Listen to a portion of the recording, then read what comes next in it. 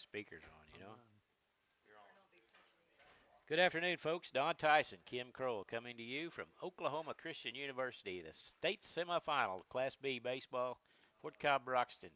Number 2 ranked, taking on the Stuart Hornets, ranked number 3, in the semifinals of the state tournament. Kim, had a great ball game yesterday. Mustangs came out on top 12-0. What do you look forward to today? Yeah. I'll tell you what, it's a great summer day here in early fall. It's about 90 degrees and bright sunshine, so it looks like a perfect baseball day. But, yeah, after their performance last night, I would expect high things from them today. They pitchers faced 15 batters yesterday in 5 innings. I mean, that's as good as you can do. They gave up 1 hit, and he was erased on a double play. And score 7 runs the first inning like they did last night. That's about all you could ask for. Absolutely. If you could get a repeat like that, it'd be great. But, yeah, it looks like I'm going to have a good one today. Look forward to it. I made a terrible mistake yesterday, Kim, in announcing the ball game. And I guess I can blame it on old age eyes, I guess, in the dark. But Blaine Bellamy started the game pitching for the Mustangs, pitched first inning 3 up, 3 down. But then they brought in a left-handed pitcher who I could have swore was Isaac Sontacoy, but in reality it was Rhett Bellamy. And Bellamy pitched the second and third and did a fantastic job. Second, third, and fourth, actually. And then he brought in Sontacoy to finish it up in the 5th. And so my apologies to Rhett Bellamy for not calling his name out last night. But the pitching staff of Fort Cobb did a great job. As you mentioned, they faced the minimum hitters. Gave up 1 hit, and he was erased on a double play, so they faced 15 hitters last night. And so a great pitching performance by Blaine Bellamy, Rhett Bellamy, and Isaac Sontacoy. I just saw something else that's really impressive. Dale Bellamy just hit infield practice to him, and on his first and only try, he had a pop-up to the catcher right behind home plate, way up there. If everybody's ever tried that, that's not easy It's to about do. impossible for me to do that. Yeah. Yeah, Dale's a talented guy. Of course, he played college ball at Chickasha. Plays a great player at Fort Cobb. Won the state there when he was a senior, and he's multi-talented. But I promise you, he's hit that ball 1,000,000 times to that catcher over the years. That a lot. So He sure tell you has. what, the winner of today's game is going to play Calumet tomorrow. Calumet in the game just completed here beat Hammond 15-0. So Calumet's coming off a 13-1 first round win over Moss, and then win 15-0 today. So they're obviously playing well. Probably why they're rated number 1. I suspect. And, but Fort Cobb's rated number 2, and hopefully they'll get a chance to meet tomorrow. But that will be at Yukon High School tomorrow at 11 a.m. Yeah. So we'll see what happens in this one, and hopefully Fort Cobb will be able to make that appearance. Yeah, Fort Cobb and Calumet's developed quite a little rivalry over the past several seasons. It used to be kind of Fort Cobb and Rolfe, and Rolfe has kind of gone down a little bit, and Calumet's moved up to the top tier of Class B, and Fort Cobb managed to beat them in the spring in the championship game, 2-1, I believe it was. They beat Calumet. Matter of fact, with the Stuart team, Fort Cobb played them in the state tournament last spring, and Fort Cobb came out on top in that game 6-2, I believe. So Stuart got their stats right here. They're ranked number 3. They have a 26-7 record, and just for kind of food for thought here, it's kind of a meaningless statistic, Kim, but yesterday, or back at early in the season, Stuart played Caney, same team Fort Cobb played last night. Fort Cobb beat them 12-0, and Stuart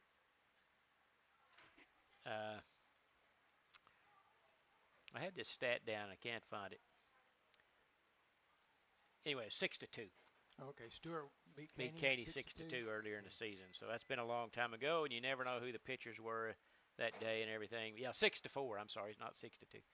So anyway, I would think this will be a pretty good test today, but I think Fort Cobb plays well. They on paper, they should come out on top. Yeah. Baseball in high school is kind of, over the last few years, become a little bit like college football. It's like guy said, in 2030, I can tell you 8 of the top 10 teams in college football. Well, now in baseball, you can name those things. I mean, you can name Fort Cobb and and Calumet and Stuart and yep. Silo and Roth, and that they'll be there. And Rattan, yeah, exactly right. It seems that way. Talk about this field again. It's a good-looking field with turf on the infield, and then just natural grass on the outfield. But dirt base paths and dirt around home plate and pitcher's mound. But it's I'm saying that. Is that turf? Yeah, it is. It's all turf, isn't it? Yeah. It seems the infield is. It seems like the OSAA is leaning towards playing on these fields now that have artificial turf, because a lot of times in spring, especially in the spring, it used to be this way. We'd get rainfall, and it could kind of cause a problem with the infield and such if you got a lot of rain on it. But I think that of course, there are more and more schools adopting this artificial turf surface, and I still think the sliding and stuff on the artificial turf is different. Yeah, if it's wet, you're gonna just you can't stop. It would hurt a little more than the dirt would. So they've made their adjustments. Yeah. And, it's a good-looking park. It's Max Dobson Field, and Max Dobson was I guess a stalwart here at Oklahoma Christian. Mm-hmm. Was basketball coach, women's basketball coach, athletic director for years. Worked with special education students, and from all I've heard and talked to people, he was just an outstanding individual, and that's one of the reasons they honor him a little bit by naming the field after him. Yeah. We don't have a flag in center field. No, we don't. But the wind is, it's blowing a little bit out of the southeast, I believe, and of course that'll help the right-handers hitting to left field, but it's not too big a factor, just a little bit, so just makes a nice day out of it. Oh, it's a pretty day, yeah. Very nice day. I'd like to thank our sponsors while we have the opportunity. I'd like to thank all these folks bringing the state tournament to you. We have a new sponsor added this morning, Davis Southwest Gutters. Mr. Braden Davis has joined the sponsorship program. You can, if you need some guttering on your home, you can call Braden at 580-695-1537. He'll be glad to come and install your gutters. I think he has some former high school baseball players on his workforce, so they'd be glad to help you out. So give Braden a call.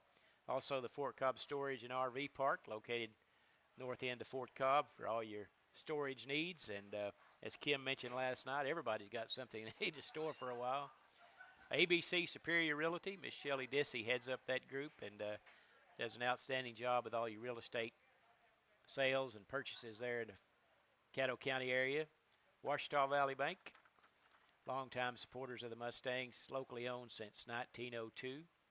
Carnegie Fiber, over in Carnegie, Oklahoma, for all your high-speed internet needs. And T-Bird's Convenience Store, Mr. Travis Birchie does a great job of taking care of the community, and especially the local students with daily lunch specials every day. I believe they've had the coin flip. Yeah. Kim, can you tell us who won that? Yep, Stuart did. Stuart will be home team. All so right. Fort Cobb will get to bat first. Mr. Davis, Harold Davis from Fort Cobb fame, he always wanted to bat first. Put those numbers on the board. That's exactly first. Right. It's kind of like you see in football, too. Every once in a while you'll see somebody that wants that ball first. Usually they defer to the second half. But, Ladies and gentlemen, everybody's got a different view on it. Yeah. Well, Harold won a lot of games over the years. Yeah. Yep. It's probably not a right or wrong answer on those things. This competition is being conducted according to the teams have taken their places in their dugouts. The coin flips have been made. The public address announcer is now making some announcements, and I'm sure we're going to pause for the national anthem after the players are introduced, but we'll try to go down the list of players for you as they are introduced. Don, this field's, it's a college field, but it's laid out pretty well. Of course, we're facing home plate is in the southwest corner of the field, but the right field line's 330, left field line's 330, and straightaway center field is 390. So it's going to take a pretty good poke. Yeah. Luckily, it's like I said, it's a south wind blowing out to left field, so that might help them a little bit. But still, it's you don't get any cheap ones here. Well, and that wall out there in straightaway center is pretty high. It would take a pretty big jolt to get one over that. You know? Yeah, it's probably, what would you guess, 12 feet? Yeah, you'd have to hit one well over 400 probably to get really it. Jump to get it over that. Home run over there. Yep. Of the Oklahoma Secondary Schools Activities And we're about set to start introduce the players.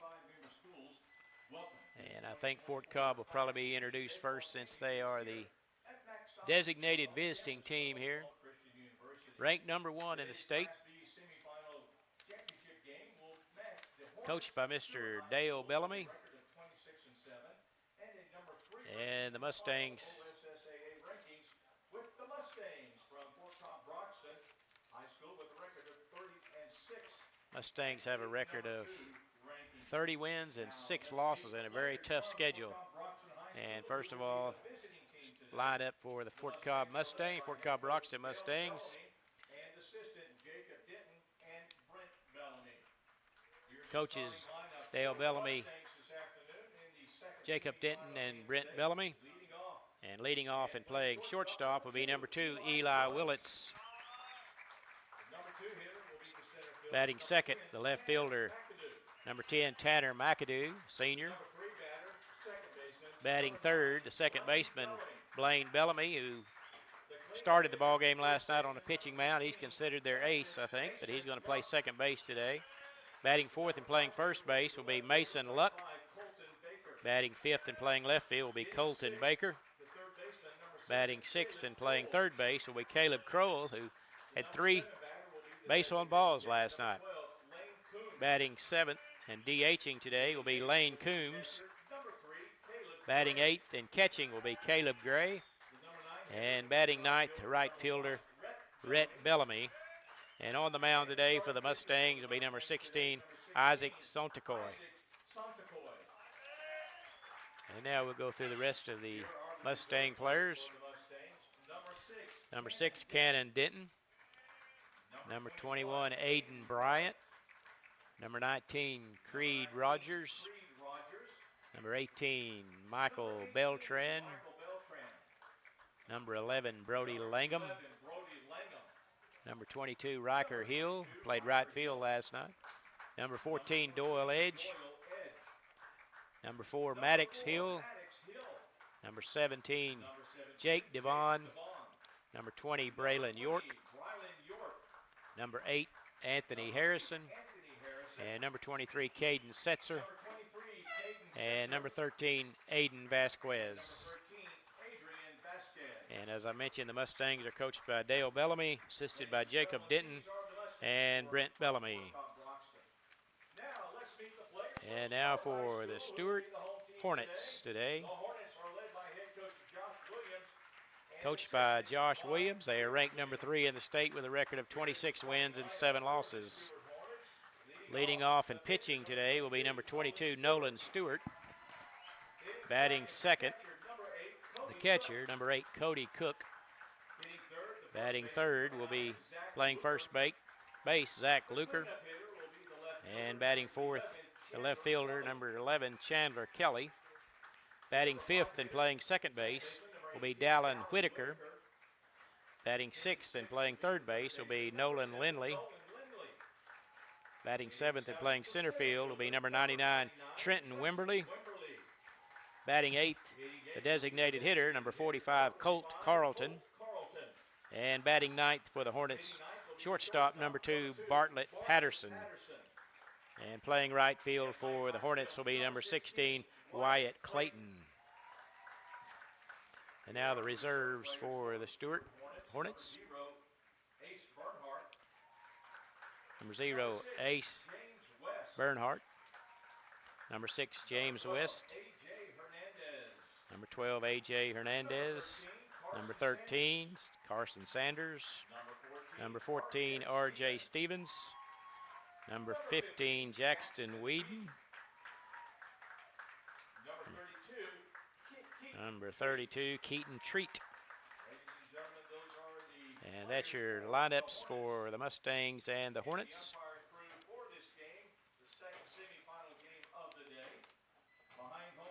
And now we're going to take a brief time out as we pause for the playing of our national anthem. Ladies and gentlemen, if you would, thank you for standing. Please remove your caps for the playing of our national anthem.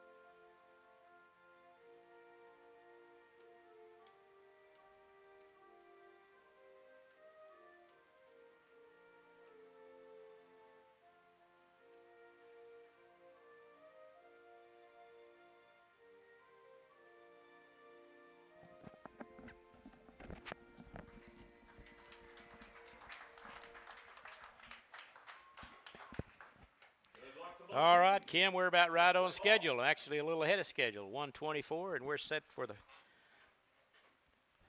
opening pitch. We've got a great view. We're in the press box right at the top of the stands, directly behind home plate, and can look out on it. I went to a ball game at Kansas City Royal Stadium one time, and I was sitting directly behind home plate. Yeah. But I was in the cheap seats, and I knew it when they hit a major league pop-up, and it didn't get up to our level. It came That's way up there. We were way up there. Yeah, but we're a little better than that today. On the mound for the Hornets, pitcher Nolan Stewart. Let's see what class he's in here. Got their roster here. Stewart is a junior, and I'm looking at the speed of his pitches out on the, kind of interesting. They show the speed of his pitches out on the scoreboard. He had one over 80 mile an hour a while ago on a fastball, so he's got, there's 79 right there. So the speed's going to pick up a little tonight as compared to what we saw last night, Kim. Yeah, most of them last night were 71, 72. And the curveballs around 61, 60, and so a little more speed today. Yep. Only got one score final day in Class 2A baseball. Number 1 Silo beat Oklahoma 10-0. 10-0 in the semis. Yeah. Silo will be in the finals tomorrow in Class 2A. I think Fort Cobb played Silo earlier in the season. All right, leading off for the Mustangs will be the shortstop Eli Willits, who led off the game last night with a triple. And then he had 4 walks, 4 base on balls after that. 3 of them were intentional. And Willits is going to bat left-handed today. He's a switch hitter facing the right-handed throwing Nolan Stewart. Eli, the OU Sooner commit, and really high on a lot of Major League scout radars.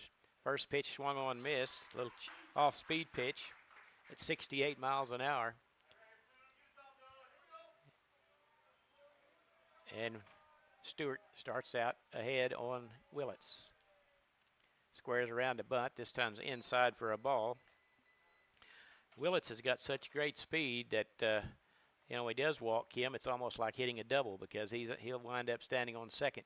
Yeah, and I would think like he scored around the bunt, if he gets one down the third baseline, he's going to beat it out too. Definitely a good option to bunt. There's a solid ball into the gap, right center field. Going to be cut off, but he's going to make it into second with ease. That's the speed of Willits as he starts off the ball game with a double. It looked like just a single to right center, and the guy didn't really hustle at the ball hard enough. And I could see that. So exactly. But he made it around second base without much problem, as he slid in easily for a leadoff double for Eli. Brings up Tanner McAdoo. McAdoo hitting .316 on the season.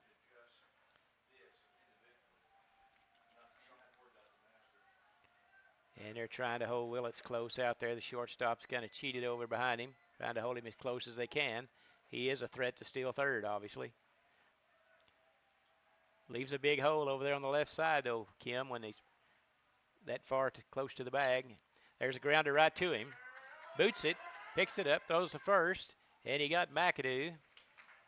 But he was able to move the runner over to third as Willits. The ball was hit right directly. I said there was a big hole, and he hit it right to the shortstop. Yeah. You know, if he'd been playing, didn't have a runner on second, been playing his normal position, yeah, exactly. Little discussion. Umpiring crew here, the first base ump, and they're going to call McAdoo out. Yeah, I thought he was, didn't know there was really any discussion about it. Blaine Bellamy now will be the hitter. Second baseman. Bellamy hitting .370 on the season. Hit the ball well last night. Had a couple of RBIs. And he's got Willett standing down there at third base with one out. Curveball up high. Ball one at 69 miles an hour. Always good to get a run across, Kim, in the first inning. And Willits is down there. I'm sure he'll be going on contact most likely. There's a pitch down low, 2-0.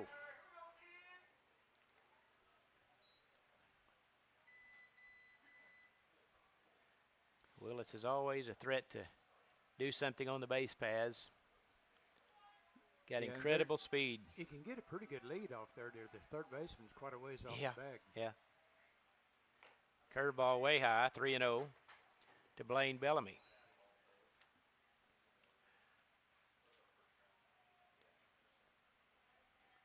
Bellamy's got 38 RBIs on the season.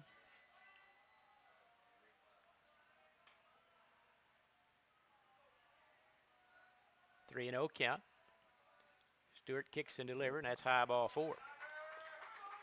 Very careful pitching to Blaine Bellamy, and coach Josh Williams is going to take a trip to the mound to kind of settle his pitcher down. Runners now first and third, and nobody out.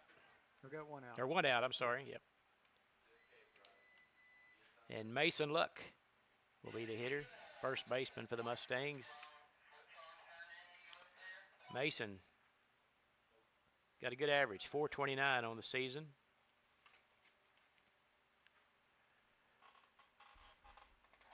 And he's hit 2 home runs. So an early mound visit here by Coach Josh Williams. And now we're about set to go. I'm guessing he's probably working on some sort of maybe a pickoff play. You think, Kim, if the runner tries to go to second, if they'll actually throw the ball to second base or have a cutoff, to try to get Willits at the plate, perhaps? Right, with runners on first and third, it's usually something's going to happen because there's a good chance they're going to send the runner. I would think so.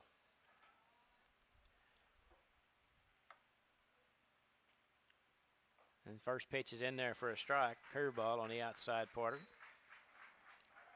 Pretty good looking pitch right there. Bellamy did not offer to go steal second that time. And there's a curveball in there. This time Bellamy goes. They throw it right back to the pitcher, and they try to get Eli a little off the bag over there. I think that might have been the play that they were and it was working on. He didn't get a very good jump. I don't know if it was like a little delayed steal or whatever on it. But anyway, he got the second. Now we got second and third. They were kind of hoping he'd be wandering off the bag over there. Yeah. He was wise to that move. 0-2 now. Pitch inside. On the corner. He was 0-1. 1 ball, 2 strikes. That was really on the inside part of the plate. It looks pretty close to it. Of course, he's standing right about on top of it.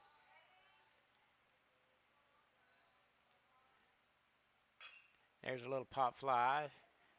Center fielder's coming on. It's trouble. It's going to drop. Willits is going to score, and Bellamy's going to advance to third. Now he's going to get up and hustle home, and he'll slide in safely. So the Mustangs able to score 2 runs there on a little blue pit to center field. And Luck is going to wind up at second base. As they tried to make the throw to third, he got away from the third baseman. And Bellamy was able to trot home. So two runs in so far. Would you call that a hit, Kim? I'd think so. Yeah, it was a single, yep. But then you got to get an error to allow him to score. Single I think on the third baseman didn't catch that one. And now at the plate, Colton Baker, the left fielder, fouls one straight back. And running out there at, let's see, is number 15. It's Mason Luck, who had the single to center. Yeah, he advanced to second on the overthrow at third base. And Baker in the hole 0-1 here.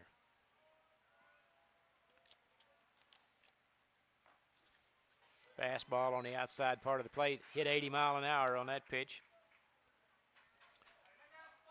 0-2 now on Baker. It's great to get that early lead. Got a couple of runs in. Yep, absolutely. It's always a good start. Baker hitting .267 on the year. And there's a pitch a little outside. Tried to make him go fishing. And Baker wasn't offering. 1 out, 2 runs are in for the Mustangs. And Mason Luck out there at second base. Going to have to get one in the gap probably to get Luck to be able to score from second. Yeah, the outfielder's about normal depth. The right fielder's a little shallow, but the others are pretty normal position. 2 balls, 2 strikes. And Stewart's got the sign. Kicks and fires on the outside. Ball 3. 3-2. So Baker's worked the count full from down 0-2, now to 3-2. With Caleb Kroll on deck.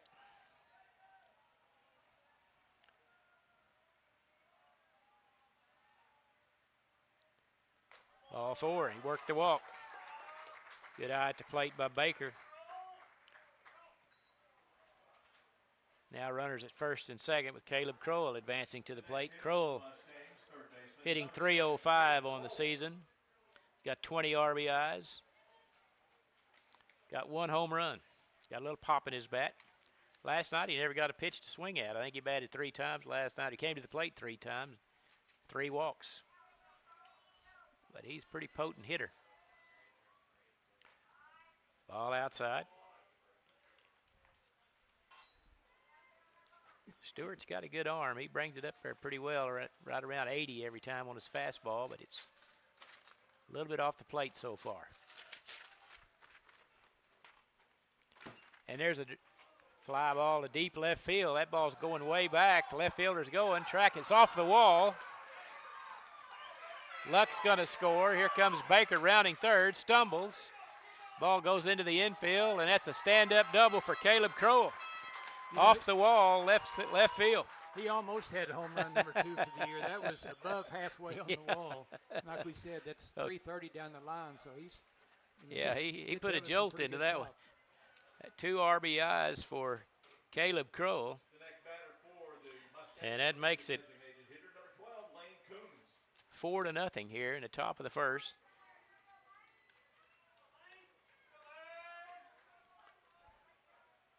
And Lane Coombs the hitter, the designated hitter. There's a grounder to third. Throw across the diamond by Nolan Lindley, and that retires Lane Coombs. 5-3. Makes the second out of the inning, and now Caleb Gray, the catcher. Yeah, runner not able to advance since it's ground ball to third right in front of him, so good defensive play to hold him there. Second.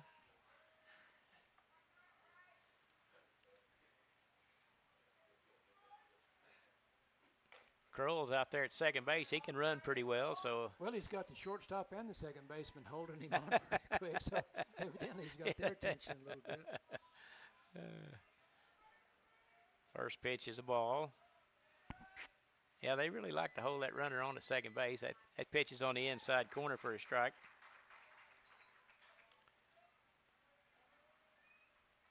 You know, it's pretty big change when you throw a fastball at 80 and your curveball 68, Kim. You know, it makes the timing is everything. It's hard to get your footing when there's that much of a difference in velocity. Here's a pitch way inside. 2 balls and a strike. Yeah, he kind of needs one in between those, doesn't he? Uh-huh.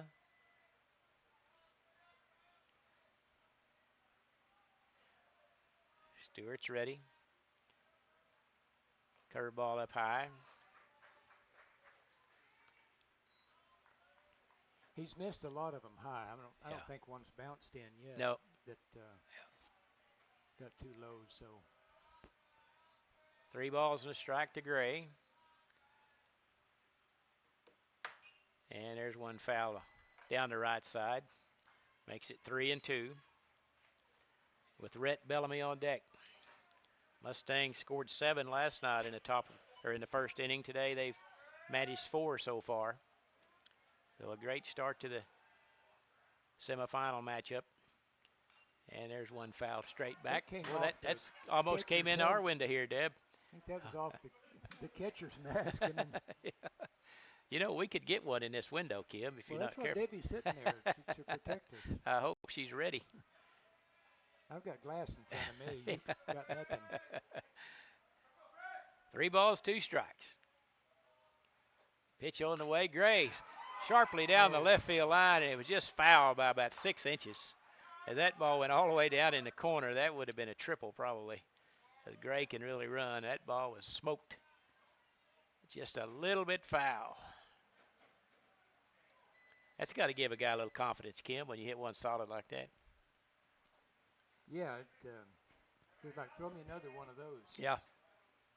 Kind of like your driver. Whenever you smack one down the middle on number 1, you know it's going to be a good day. Curveball up high, ball 4. Second walk of the inning. And we got runners at first and second.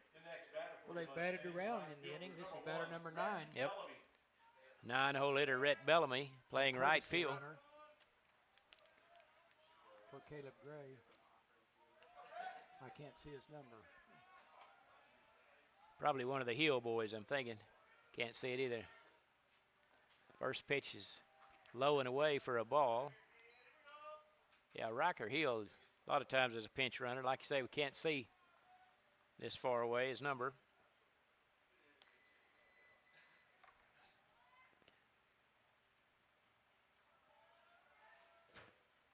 There's a pitch in there for a strike. You know, I noticed their infielders, Kim, they really do a lot of work trying to hold that runner at second base. Both the second baseman and the shortstop there. They are really working at it out there. Yeah, you'd think that's got to leave a little more gap, but they get back to the position. Bellamy tried to bunt and missed it. It was a good foot outside, and he still attempted at it to get the called strike on it. Wasn't a bad idea. If he'd lay one down that third baseline, he might be able to beat it out.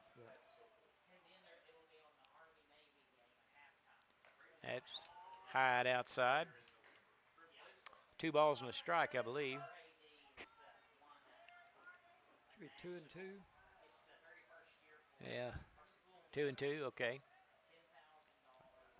They don't have any of that out there. That one's up. 3-2. Full count.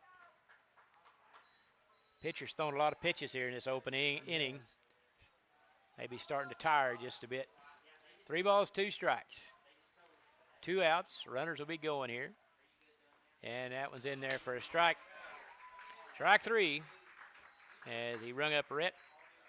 But great top of the first inning for the Mustangs as they scored 4 runs on 3 hits. There was 1 error and 2 men left on base. So after the first half inning, the Mustangs on top, 4-0. And the Stuart Hornets come to the plate with their first at-bats.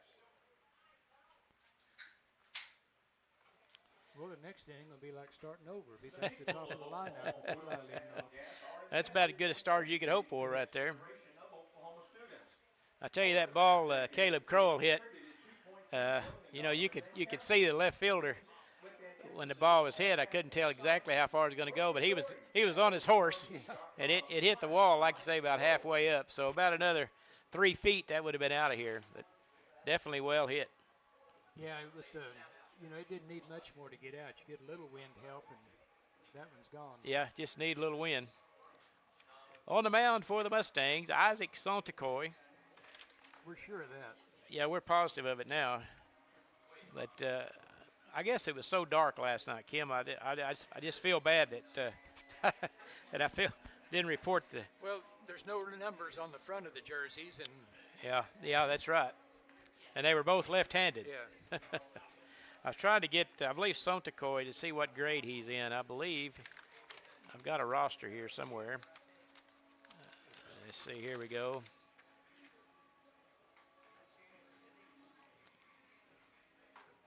He is a junior, Isaac Sontecoy. Oh, all right.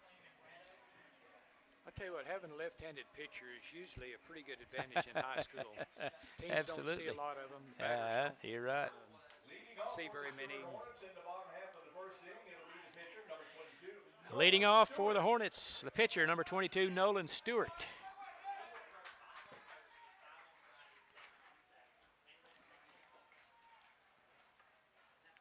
And the first pitch by the left-handed Sontecoy is a little up, ball one. It's 78 miles an hour.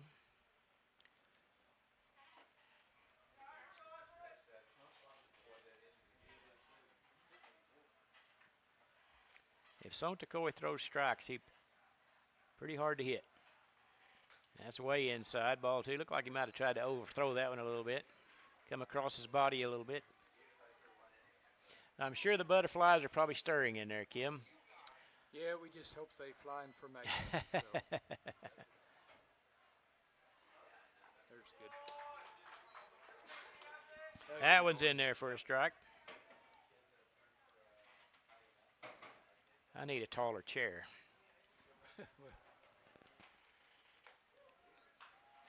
Outside for a ball. 3 balls and a strike. As we talked about last night, when you got a big lead, you want to throw strikes for sure. There's a ground ball hit to Kroll at third. Feels it with ease. Stumbled a bit. Throws across the diamond for retires a man, 5-3. Good play by Kroll. Made that look easy. Had a nice room service hop there for him, Kim. Well, when you're at third, you get a one hopper, just a high hopper like that. That's what all you hope for. I'm telling you. It's better than some of those missiles they send down there. Yeah. Second hitter, the catcher, Cody Cook. At the plate. And there's a fastball for a strike. The best defensive players ever at third base is probably Brooks Robinson. Mm-hmm. He could catch everything. And one of the odd things about him is he was left-handed. So he wore his glove on his dominant hand. And he learned to throw right-handed. But in everything he did, he was left-handed. Really? I didn't know that. He played third base as I'll a be. right-hander. He's a pretty talented guy to be able to do that. He was, yeah. They called him the vacuum, didn't Yeah, they? in like the 75 or something series when the Reds played him. Yeah.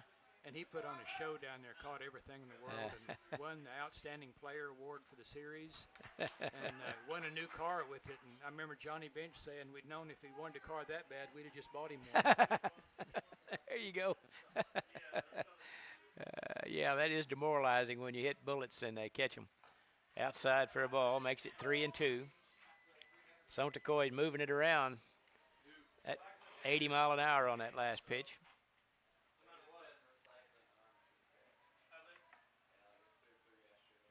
Swing and a miss. He's He throwing came in lots with of that one. pitches, but he's getting out. Yeah. Got away with it on the first Yeah. two batters. He's retired the first two batters. Now the first baseman, Zach Luker, steps in to face Sontecoy.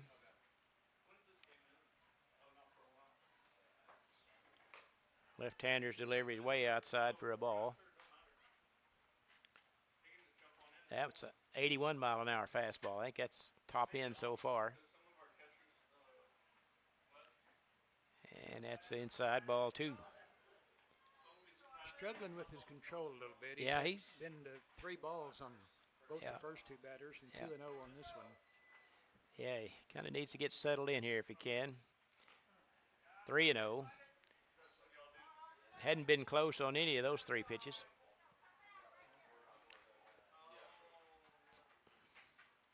Let's see what he comes up here on 3-0. Fastball. A little bit up, ball 4. So the first base runner for the Hornets is Zach Luker. And now batting the left fielder, Chandler Kelly. A left-handed hitter.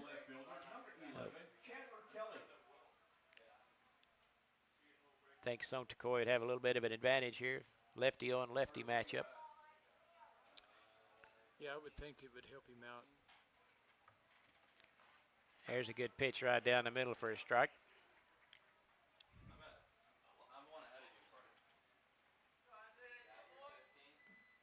Chandler's cleanup hitter. Looks like one of the shorter guys in their lineup. Doesn't really fit the mold of a cleanup hitter. There's one outside in the dirt. Ball and a strike. Luker doesn't have a very big lead at first base. No. It's just like a kind of a dive back to the base, Yeah. and he would reach it. So I don't know if he's much of a threat to run. You never know. But Yeah. Well, you know, once again, that left-hander, they kind of tend to stay a little closer to the bag. 2 balls and a strike. A little bit low. Sontakoi keeps wiping his hands on his britches. I wonder if he's got some sweaty palms going on here. Yeah. There's a ground ball hit to Willits. Comes across, throw across the diamond in time. That retires the side. Ground ball to Willits and fires across the diamond. No runs, no hits, no errors. 1 man left on base. So after 1 inning, the Mustangs lead it 4-0. Well, it's a good inning for him. Hit 4 in your half of it and shut him out in the second. So Yep. Off to a good start. Just what you want. Keep that momentum. And then, like I said, we're back to the top of the lineup. So Yeah. after sending 9 runners to the plate Yeah. in the first inning. Yeah, you couldn't ask for a better start for the Mustangs here in the semifinals. You got to keep it up. But you know that one of the things that's always impressed me about Fort Cobb here lately in the last few years is, you know, you can have some pretty good hitting, but it takes great defense. You know, you got to be able to make plays. Right. Of course, those 2 there were routine, but you know, over the season, they're just all in position to make the plays, and they work real hard at it. And having a good defensive team is that's where you got to start. Well, as a right. ball If club. you're not hitting the ball real well, or they Yep. come up across the top pitcher, you're still in the ball game. Yep, that's right. You got to hold people. That's right. Eli Willits will lead off the second inning for the Mustangs. Hit a single to right field and turned it into a double in that first at bat. Batting left-handed, facing the right-handed pitching Nolan Stuart. First pitch in there for a strike. Off-speed offering at 67 miles an hour. There's a drive right down the right field line. He's going to round first, and he's going to cruise into second. Well, no, that had more the looks of a double Yeah. than the first. But he was hit hard right down the line, but the right fielder got to it in plenty of time to make a throw on it. But you know, the thing about it is, when the ball's that deep in the field, he's thinking double all the way. Oh yeah. You know, he knows he's going to. And of course, toward the line. Yeah, it was far enough over there. It was made it in there with ease. One of the great attributes of Willits is his speed. He's 2 for 2 today, 2 doubles. And now Tanner McAdoo at the plate. Grounded out to shortstop his first time up.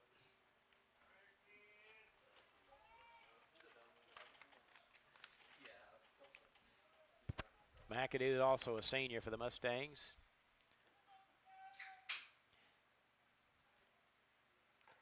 There's a pitch in there for a strike.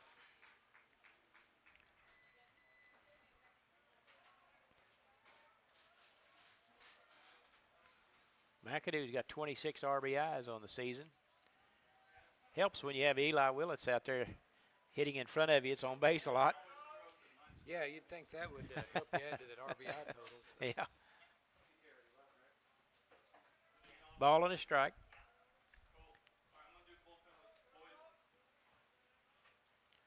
Top of the second inning, Mustangs on top 4-0. There's a ball poked down the right field line. That's going to be trouble. That's a fair ball. McAdoo on his horse racing to second. Willett scores with ease, and that's a double for Tanner McAdoo. Trades places with Eli out there as he hits the double. That's 2 doubles in a row down the right field line.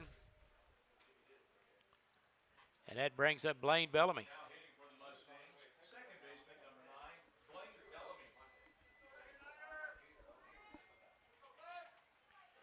Still got good speed on the base path with Tanner out there. Yeah, he can really run.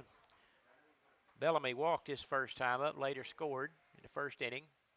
There's one hit right back at the pitcher sharply into center field. McAdoo rounds third. He's going to come home. And another RBI for Blaine Bellamy. That didn't miss the pitcher by much. That was a missile. That ball was hit hard. I'm telling you. A sharp hit to center field right through the pitcher's box.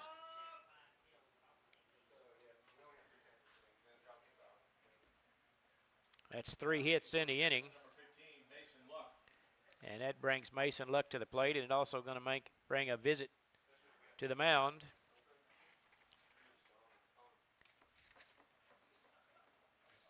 From Stuart, Coach Josh Williams. And we're going to have a new pitcher, it appears. Nice hand for Nolan Stewart.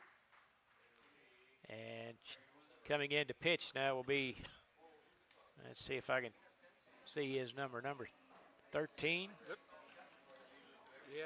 Let's see here. You know, we talk about in basketball sometimes, Kim, about hard to see the girls' numbers because of the ponytail. Yep. Baseball doesn't have numbers on the front of their jerseys. I know. It's kind of hard to see sometimes. At least these are big numbers. If they ever turn around If enough, we can see it. But it's either 12 or 13. 13, I believe. Mustangs lead it 6-0 here as nobody out here in the second. They've got 3 hits in the inning. Eli Willits led off with a double. McAdoo followed that up with a double, and then Blaine Bellamy with a solid single to center field. And Bellamy's at first base with nobody out. And the Mustangs lead it 6-0.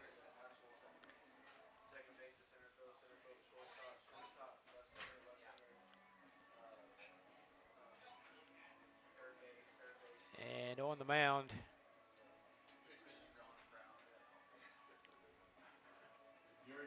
for the Hornets,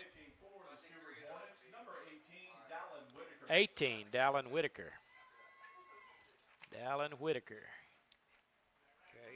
okay. He was the second baseman. So Whitaker comes in from second base to pitch. Have to see who came in at second base to replace him. And Mason Luck at the plate, who had a single to center field his first trip at the plate, later scored. First pitch is a ball. Number 2 is at second base. We'll get okay. Was he in the lineup earlier? No. Okay. Yes, he was at shortstop. Okay. Shortstop move over to play second, and now did the pitcher go play shortstop? It looks kind of like him. Throw over to first. Had a pretty good lead. Yeah, that would have been close if he'd have caught the ball. Yeah.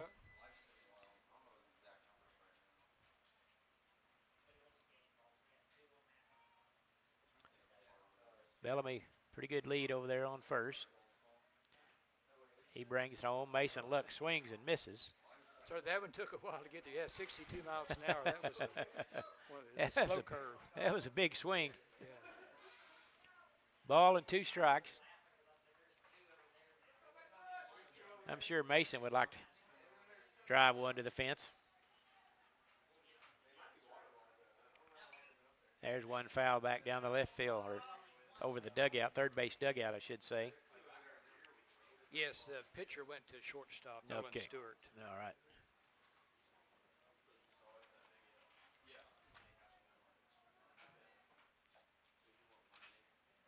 Ground ball foul.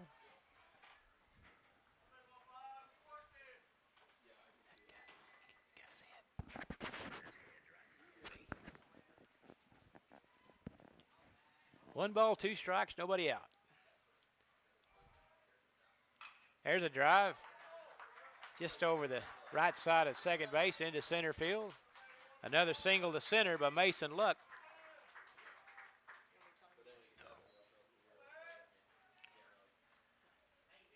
That brings up Colton Baker for the Mustangs, the left fielder who walked and scored there in the first inning. That's 4 hits now in the second inning for the Mustangs. Colton had 2 singles last night, 2 out of 3 at the plate.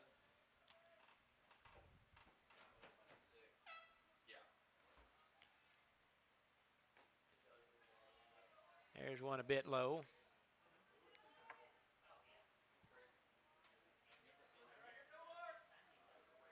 Good opportunity here for Baker.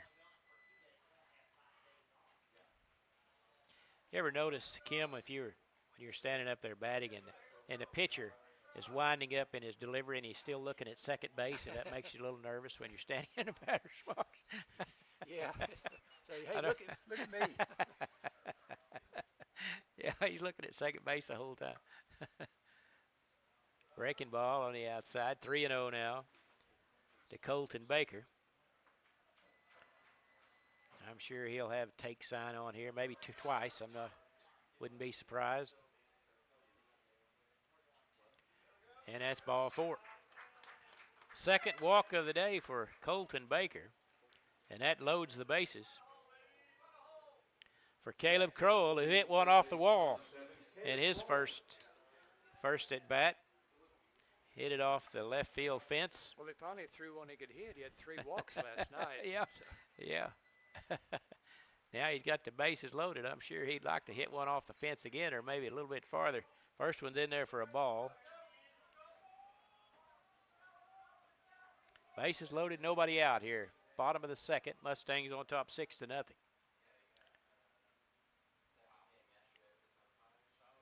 There's off-speed pitch inside, ball 2. First and third baseman are playing in just off the edge of the grass, but second base and shortstop are back at normal depth.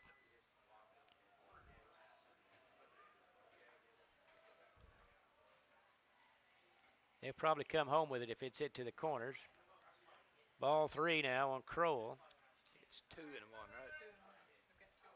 Oh, 2-1. I thought it was 3-0. Now the first one was a strike. Okay, 2-1. I'm sorry.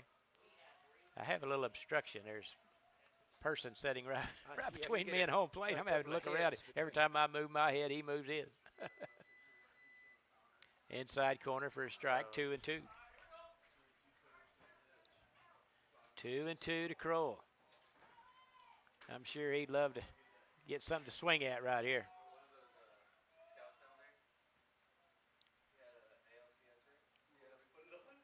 And he gets one down the left field foul line. It's going to be out of play, but that ball was pretty well hit, Kim. It was, yeah. He got it just a little bit out in front of it. He hit it solid. Oh, Caleb's mother was an outstanding softball player for the Mustangs. Cassie, she could really hit that ball. And there's one low and in the dirt. Ball 3. Well, full something's count. got to happen. Huh? Something's got to happen. Yep, with this that's pitch. right. Full count and bases loaded. Baker at first, Luck at second, and Blaine Bellamy at third. 3 balls, 2 strikes. Pitch all the way. Outside corner for a strike. That's a tough one that's a tough pitch right there. Yeah. That's the first out of the inning. As that was a fastball on the outside part of the plate. Excellent pitch by Dallin Whitaker. And that brings the DH Lane Coombs to the plate. who grounded out to third back in the first inning. Bases loaded, 1 out. Mustangs have scored 4 here, or 2 here in the second, 6 overall. There's a fly ball into left field. Left fielder's camping under it. He makes the play. Tagging at third is Blaine Bellamy, and he'll score. So an RBI for Lane Coombs as he flies out to left. And Blaine Bellamy scurries home to make it 7-0. Brings up Caleb Gray, the catcher. And he walked his first time up in the first inning. Now with runners at first and second. Outside for a ball.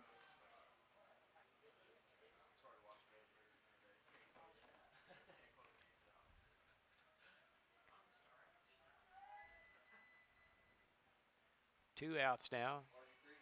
Top of the second inning. Inside ball 2. Trying to get around again. This is the 8th batter of the inning here after putting up 9 of them in the first inning. Yeah, that'd be all right to have 9. Just not every 9 inning. to the plate every inning.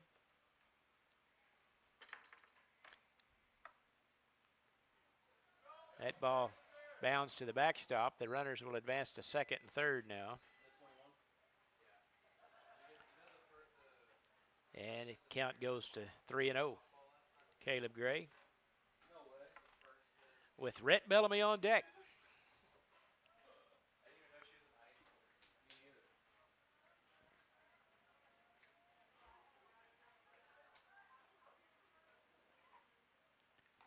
And there's one in for a strike. Outside corner. 3-1.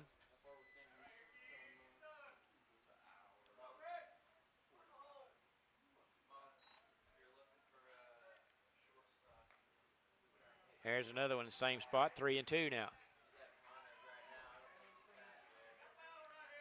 Do you remember Fort Cobb missing a pitch on a swing? What's that? Do you remember them missing a pitch on a swing and a miss? Not very many times. They fouled him off or hit him. There's one. Shouldn't have said that. Yeah. And he retires aside as Gray goes down on strikes. Good inning for the Mustangs, though. They score 3 runs on 4 hits. No errors, and there were 2 men left on base. So after 1.5, the Mustangs lead it 7-0.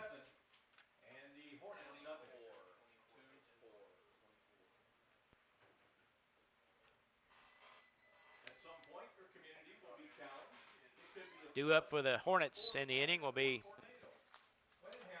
5, 6, and 7 hole Dallin Whitaker. Now the pitcher will lead off the bottom of the second. So a great start here for the Mustangs.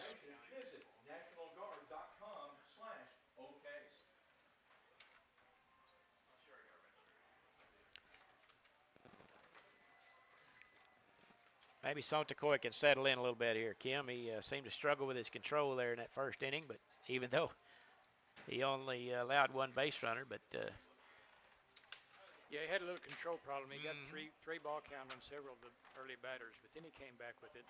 Don, I saw something interesting. Don Mattingly played, I think, 14 or 15 years with the Yankees. Great first baseman, All-Star several years. He hit 6 grand slams in those years. But there's one really odd thing about it. What's that? He hit them all in 1 year. You're kidding. 1987. Really? That's a single season record in Major League Baseball. I was going to say, I bet that is. Yeah, but all his 6 career grand slams happened in 1 year, 1987. Oh, do you know, it's probably something you're not prepared for, but who leads the major leagues in most grand slams? Do you have any idea? Probably not. Well, Babe Ruth had an opportunity. I would say the guys that hit a lot of home runs, but you never know. 6 grand slams. What year was that, you say? 87? 1987. 87. Yeah, that was right in the middle of his career. Dallin Whitaker facing Sontacoy, leadoff hitter in the second inning. Ground ball hit right back to him. Sontacoy makes a play. over to first. Nice play by the pitcher. That's a little better. One pitch, one out. Yeah. Nolan Lindley, the next batter. Nolan Lindley now, the third baseman.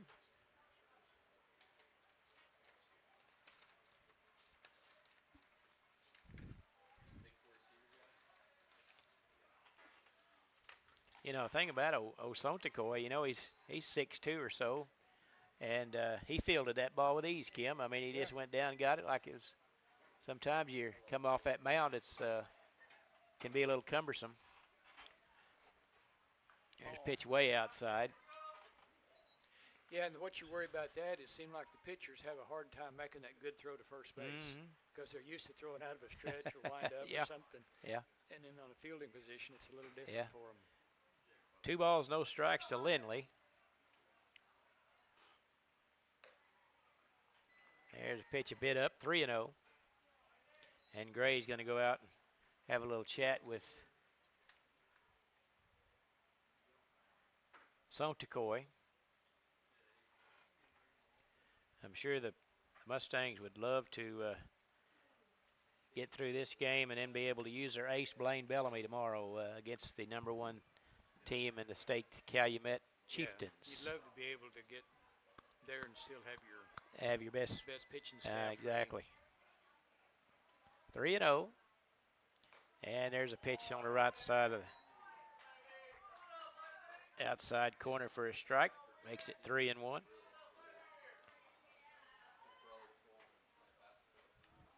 That'd be a good spot to live right there, Kim, if you was a pitcher. Right on that outside corner. Yeah. Atlanta Braves pitchers lived there for years. There's a pop fly down the right field line. And underneath is Rhett Bellamy, and he makes the play. Good job by Rhett to circle over and catch the fly ball. That brings up the center fielder, Trenton Wimberly. And it's nobody on and 2 outs here in the bottom of the second. Yeah, I think Tom Glavine of the Braves pitched to the widest strike zone in history. He got more calls 6 inches outside than anybody I've ever seen. He'd start off a little bit off the plate, and he'd get that pitch, and then they just gradually moved out there farther. He kept getting the call. That's what was amazing. Yes, sir. I don't think he could throw hard enough to break a pane of glass, but he could sure get them out.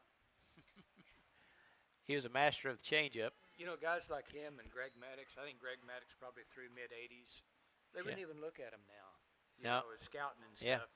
And had masterful control, but didn't have the velocity. Yeah. It seemed like now you got to throw in the 90s to even get. Oh, yeah. They're what you call pitchers. You know, they actually pitched.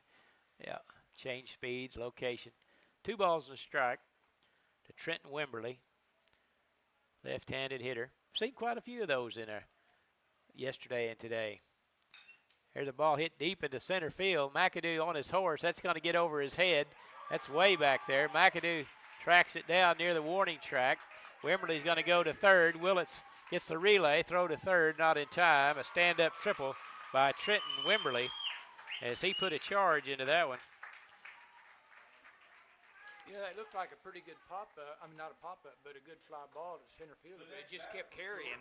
Yeah. And then when you look at center fielder, and he was just, all you could see was a number on his back. You could tell it was going to be way out there. You know, we remarked about that last night, how shallow Fort Cobb's outfielders played last night. Today they're farther back there, but that's 390 to the wall. And, yeah. And he probably hit that one 370 or something. It was. Yeah, I think it stopped. I think it probably rolled to the warning track, but it was hit pretty well. The DH, Colt Carlton, at the plate with a runner on third, 2 outs. There's a foul back, 1 ball, 1 strike to Carlton.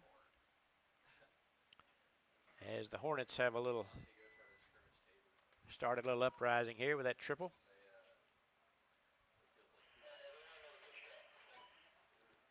And Sontakoi gets the sign, comes home with it. Inside part of the plate, ball 2. 2 balls, 1 strike.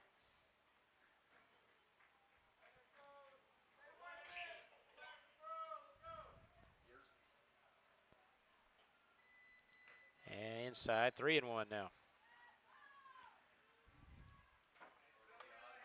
I watched Sontecoy pitch against Dale, state contender in Class 2A. They came to Fort Cobb and played 2 or 3 weeks ago. Sontecoy pitched the whole ball game and beat Dale that day.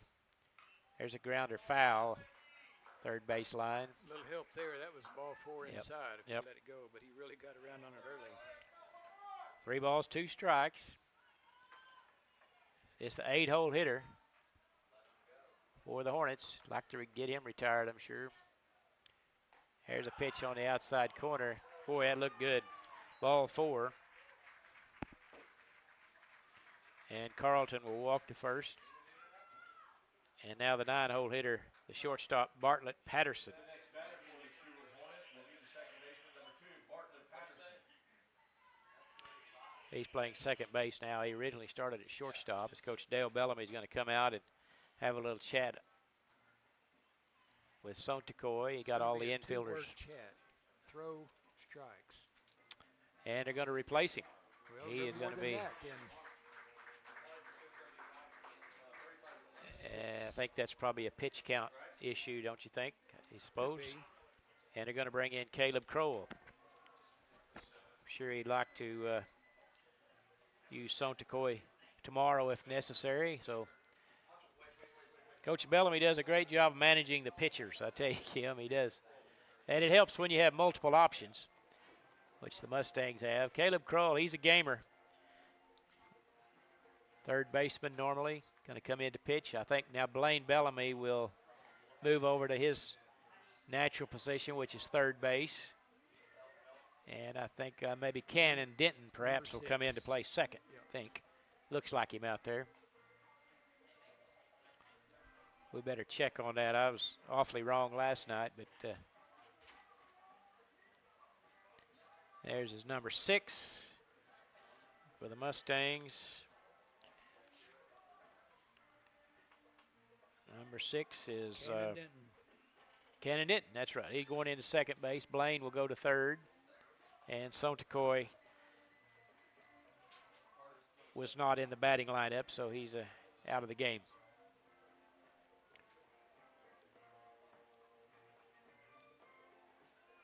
Well, now runners at first and second. And 2 outs. I mean, first and third, I'm sorry.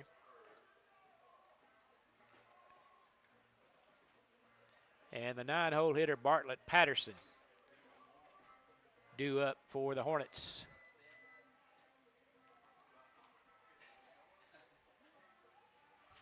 Crowell probably didn't throw the ball quite as hard as Sontecoy. Sure be nice to retire this batter, Kim, before you get to the top of the order with base runners on. It would, yes. Crowell will be pitching out of the stretch here.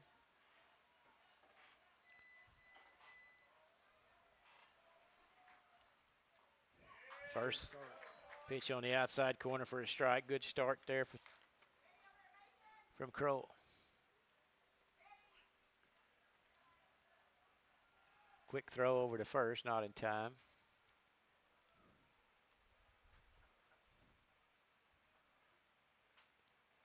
And now Crowell gets the sign. He's set to come to home. Checks the runner. Curveball hit foul off the coach. Dropped it, coach. No balls, 2 strikes to Bartlett Patterson. Got around on that pitch pretty quick. Mustangs leading 7-0 here in the bottom of the second. Curveball hit foul out of play over the first base dugout. 63-mile-an-hour curveball.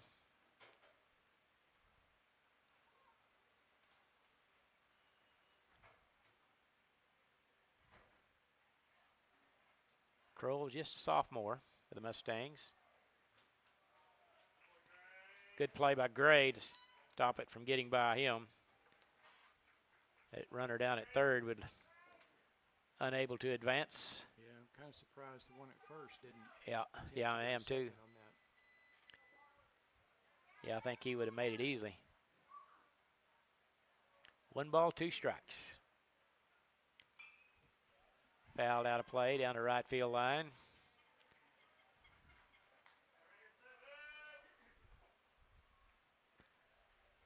Patterson being pretty pesky here. He's fouled off 2 or 3.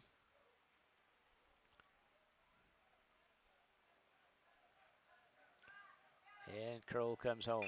Ground ball hit to short. Willett scoops. Second baseman Denton. And that retires the side. So Caleb Kroll comes in to shut the door on the Hornets as they had 2 men on. Unable to punch one across, so there's no runs on 1 hit, no errors, and 2 men left on base. After 2 innings, the Mustangs lead it 7-0. Fans, Raising Cane's is a proud supporter of Oklahoma high schools and the OSSAA. It's game day at Raising Cane's. If you want to order like a champ, then the only play you are running is chicken. So, what combo are you picking? I like Raising Cane's. Very good. I like it. Yeah. You ever wondered, of all the chicken restaurants there are in America, how there's that many chickens? Have you ever been to Arkansas? I have, but Okay, well, I'm just it's telling fun to you see a that chicken how farm many every- million people live in America. Well, there's a lot more chickens than people, I think. So. Well, there's a chicken restaurant on every. Used to be Colonel Chicken pretty well had a monopoly on it, didn't Not it? anymore. Well, I guess Beverly's Chicken in the Rough. That's been around a long time. Used to be a place we'd go when we'd go to the all college tournament or the Yeah. state tournament or something. When I was in school, we'd find a Beverly's Chicken in the Rough. Chicken in the place. rough.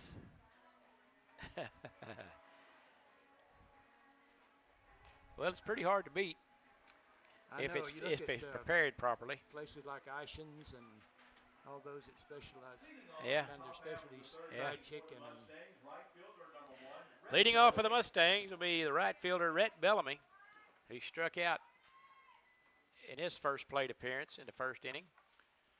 be the number 9 hitter and then back to the top of the lineup again. Facing Dallin Whitaker. And there's a pitch on the inside corner for a strike. Top of the third, Mustangs on top 7-0. There's a curveball out on the outside this time for a strike. 0-2 quickly on Rhett Bellamy.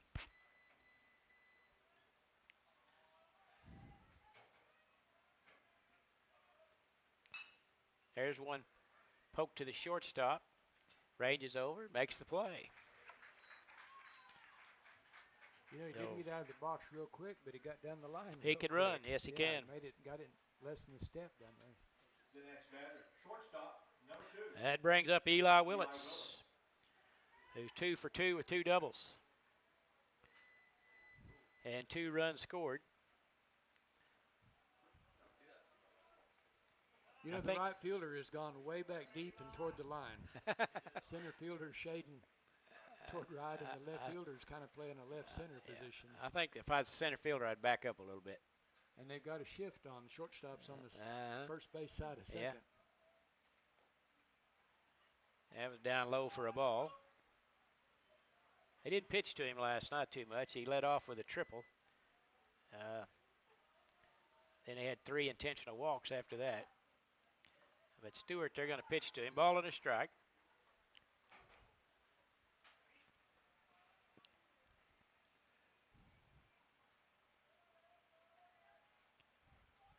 Willits has 10 home runs on the season.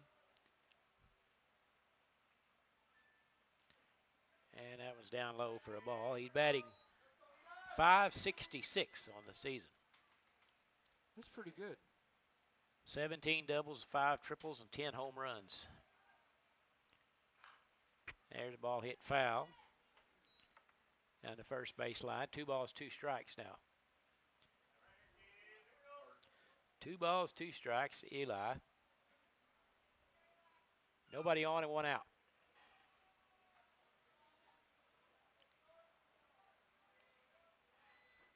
And that hit him on the left elbow. And Eli will jog to first base.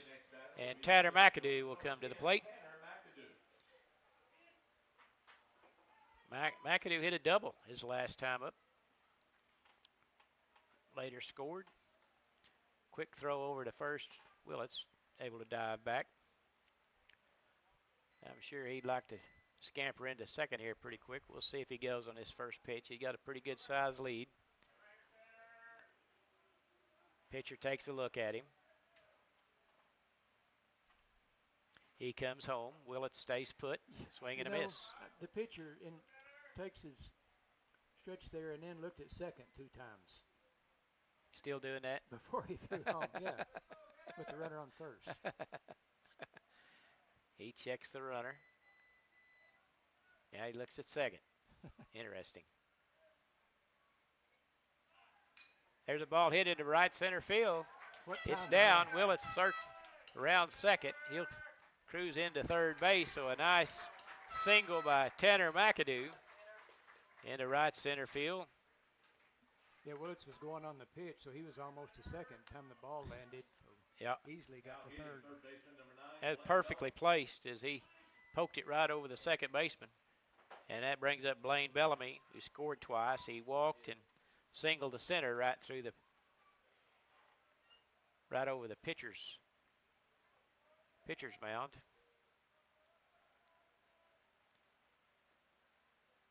Runners at the corners and 1 out.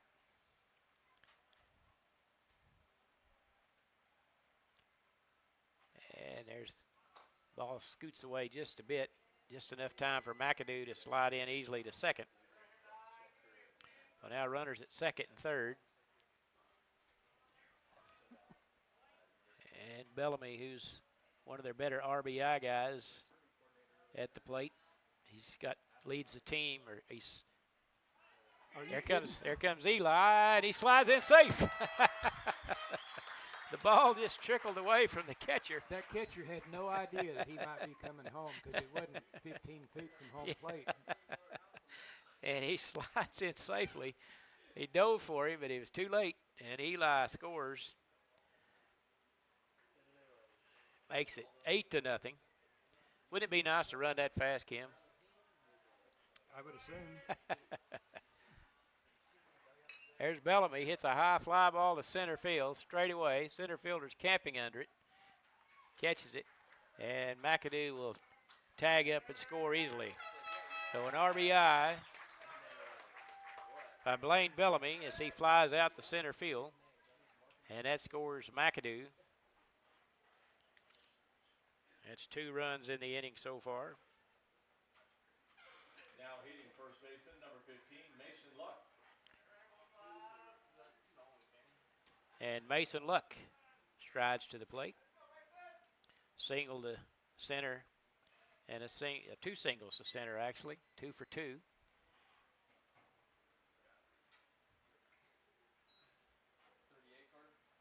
Mustangs lead it 9-0. Nobody on, 2 outs. And a cleanup hitter, Mason Luck.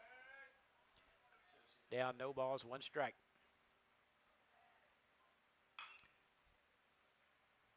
Hit down the first baseline foul. 0-2 now.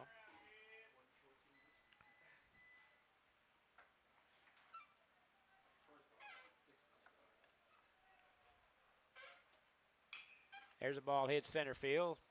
Center fielder ranges to his right, makes the play. And that'll retire the side. 2 runs off 1 hit. No errors and nobody left on base. They pick up 2 runs with 1 hit. No errors and nobody left on base. It goes out of the 3rd inning. So after 2.5 innings, the Mustangs lead it 9-0.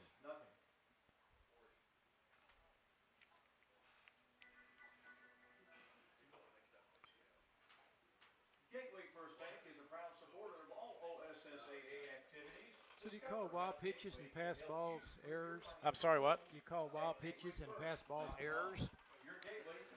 Scoring You know, I don't think you do. I think maybe you might call a pass ball. I mean, a wild No, let's see. A See, pass 'cause ball would probably they be. advanced and he scored on a wild pitch. Yeah. You would think so, but anytime you overthrow another base, it's an error, isn't it? Yeah. So, yeah, that's probably right. They didn't give him one on the official score. Didn't give him one, I don't guess. But You know, if we're going to do this for a living, we ought to learn that stuff. well, I think that's a subjective deal. You know, a hit or single or error or not. Right, yeah. Caleb Crow back on the mound for the Mustangs. Going to be facing, let's see, top of the order. Nolan Stewart, Cody Cook, and Zach Luker. You know, Don, we talked last year, I remember, about the rarest play in not major, in professional baseball. But I have here a chart of the likelihood or the rarest Major League Baseball feats in a single game. Yeah. And the one that's only happened one time in the Major League is 2 grand slams in 1 inning. That's the 2 grand slams in 1 inning? Yep, happened one time in Major League Baseball history. I can't tell you who did it. I just have. I bet their pitcher was tired. Yeah. That's a lot of base runners. The second percentage on that is getting 3 Yeah. hits in 1 inning, and that's happened 3 times. Now, that would be pretty tough to do, too. Yeah, but it's. That pitcher was pretty tired, too, I bet. First would pitch think from so. Crowell's in there for a strike. Well, when you consider all the games that's ever been played in the history of Major League Baseball, there's a ball hit sharply to Willits. Backhands, throws across the diamond. In time. Nice play by Eli Willits. And he retires Nolan Stewart. You know, that's another thing, Kim, about this fielding. When you see a shortstop who's being recruited by lots of professional baseball teams, Eli's works out with the Yankees and the Sooners and all sorts of major league type players. Yeah. It just makes it look so smooth out there. You know, when he made that national squad that traveled some other country and played baseball, the national team this summer, that was pretty impressive. Got a break there. That was just foul. That would have been down in the corner for at least a double. And called it foul right over just outside the bag. Yeah, but he's got a strong enough arm. He can play back there in a good defensive position and still have enough strength to get the ball to first base and make a play on it. Yeah, absolutely. It's a ball and a strike now, 1 out. Good pitch in there for a strike 2. But you know, when you play good defense, it's just so comforting as a coach that you don't have to sweat the errors. Errors will get you beat. And they do it in style. I mean, it looks like they know what they're doing. Oh yeah, it's yeah. 2 balls, 2 strikes. So if your pitcher just doesn't walk people, you make them hit it. That's the whole key to it. Here's a ball poked foul down the right field line. This is Cody Cook, who struck out his first time up in the first inning. He was facing Sontacoy on that occasion. Swing and a miss as Crow pulled the string on him and strikes out Cody Cook. That will bring up the first baseman, Zach Luker. Zach walked his first trip to the plate back in the first inning.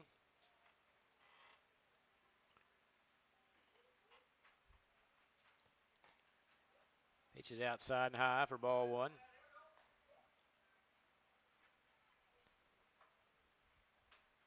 Yeah, for Cobb, they had quite a double play combination back a couple years ago, Kim, when they had Eli was playing second base and Jackson, his brother, at shortstop. Yeah, a lot of fun to watch. Ball and a strike. Yeah, they probably practiced that a few times. A few times. Yeah. And I think there was always a little bit of a brotherly rivalry there of which one that ball, he's hit batsman there, as which one got to play shortstop. Yeah, I bet you're right. Older brother took charge on that, didn't he? Said, I'm older, I'll play shortstop. Yeah. left fielder Chandler Kelly, who grounded out to Willits in the first inning. There's a ball hit in the gap. That's well hit. Right center field. McAdoo over to cut it off. Spins around, hits Denton, and good cutoff there. Good play by McAdoo to race over and to save a run because that ball was hit well. And also to save the runner from going to second. He held him to a single on it. That was in a gap. Good point, absolutely. Runner had to stop, hold up at first on a solid single to right center field. And now we have runners at the corners with 2 outs. And Dallin Whitaker at the plate, who hit one back to the pitcher. Good stop by Gray to save a run. That ball was way out there. Gray come off of there, able to stop that one. Whitaker hit one back to the Santacoy back in the second inning.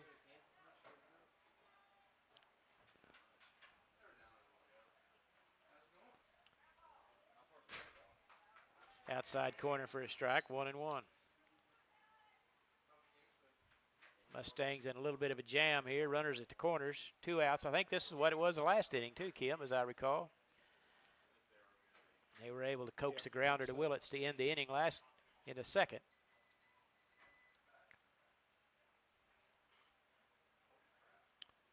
Swing and a miss. 1 ball, 2 strikes, 2 outs. You know, I wonder it is how on that stepping on the mound or pitching under the artificial turf and not having any dirt to land in. Makes you wonder. Curveball, tapped foul. Runner was going on that. Come back to first base on the foul ball.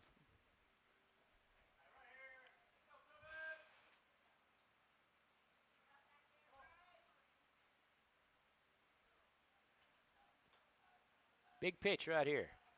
Curveball up high, 2-2.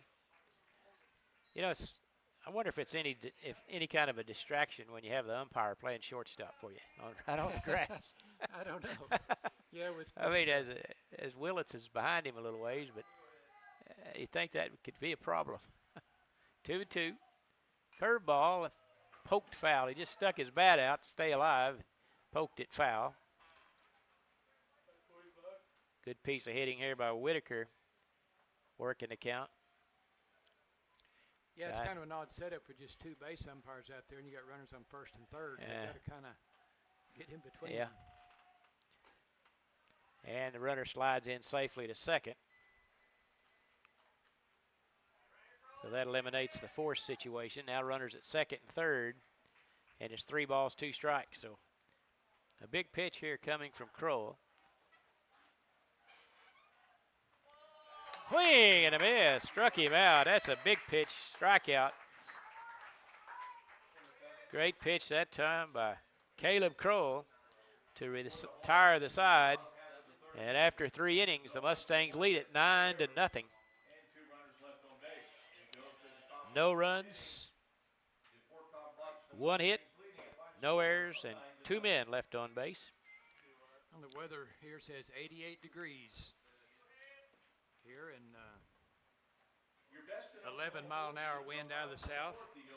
Wonder about that umpire at home plate. He's out in the sun all the time, and that shin guards and chest protector. I bet he's staying warm today. Yeah, I guarantee you. Yep. Yeah, 88 degrees, pretty nice, pretty warm day for a mid-October day in Oklahoma. I think it's going to go from warm to pretty chilly, though, next week, Kim. Our golf on Monday might be, you might have to wear long breeches on Monday. I thought it was 73 or 75? Oh, is it going to be that warm? Okay, I saw one that said 68. Oh, really? Oh. I prefer 73. That'd be good. Yeah, me too. We better thank our sponsors here while we have a chance, Kim. I have been remiss in doing that. If I can find my list here. T-Bird's Convenience Store, Carnegie Fiber, Ouachita Valley Bank, ABC Superior Realty, Fort Cobb Storage and RV Park, and our new sponsor that we brought on board today, Davis Southwest Gutters, Mr. Braden Davis. give him a call at 580-695-1537. Appreciate all of those folks Yeah, when you sponsoring see a broadcast. Tell them thank you for sponsoring. Absolutely. It's a big help for people that can't make the ball game. Hope they enjoy the broadcast. We certainly enjoy doing it for them. Couldn't be here without him. Colton Baker, 5, 6, and 7 hole coming up for the Mustangs here in the fourth. Baker, who has drawn 2 base on balls here so far tonight. If you're looking at the scoreboard, they're due to get 1 run this inning. They got 4 in the first, 3 in the second, 2 in the third. So. Well, one would be good. And the pitcher stumbles and falls off the mound and threw it over the batter's head. That's what you talked about a while ago, Kim, with that carpet. Yeah. Could be a problem with your spikes grabbing, and it looked like it did that time. Lost his balance. Ball 1. That one's on the inside for ball 2.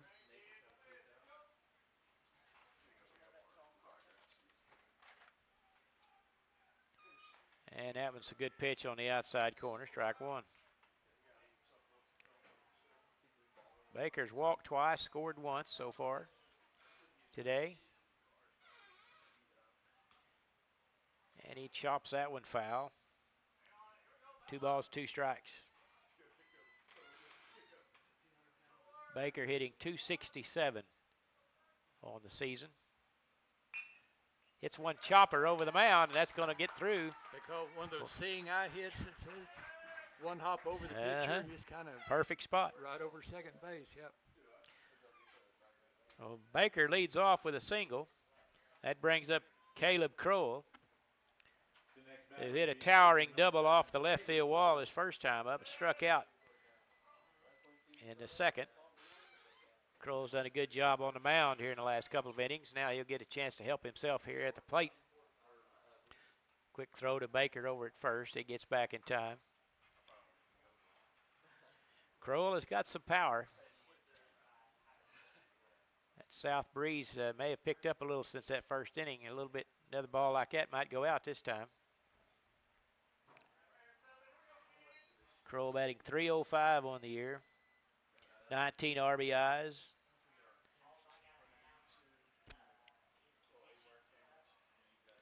That one's in the dirt, and Baker's going to be able to advance to second base. Or in the carpet, I should say. No, he found it. Luckily, he couldn't find it, didn't have any idea where the ball was, and luckily it wasn't 20 feet from him, so it probably kept Baker from going to third base. Yeah. He finally saw it there. So Baker's at second now in scoring position.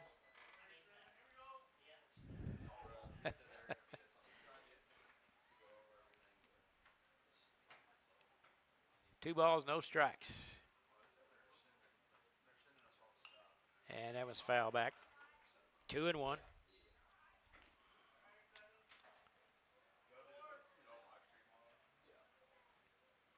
Mustangs have 9 hits so far in the contest. That was way outside. Nearly got past the catcher. Good block. Good save, yeah. 2 or 3 feet outside and bounced, and he made a good stop on it. 3 balls and a strike to Crowell.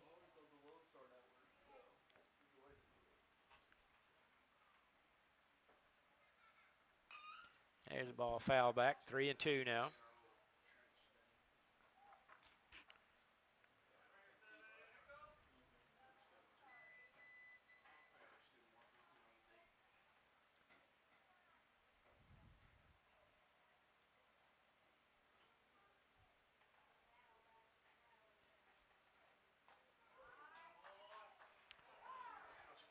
Kind of a delayed call there and struck him out on the inside corner. Yeah, well, it was inside. I thought it might have hit him on his hit too. But he backed up. Now that brings up number 6, Cannon Denton. Batting for Lane Coombs. So now there's 1 out. Runner on second base. And Denton the hitter. Batting left-handed. Curveball outside. Let's see about Denton's batting average. hitting .216 on the year.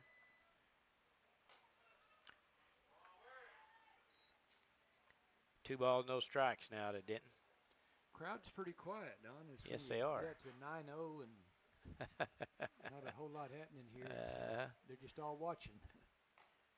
Outside corner for a strike. 2 balls and a strike.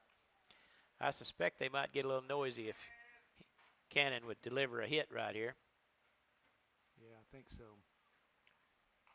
That was fouled off down the Right into off the dugout. 2-2 bat. now.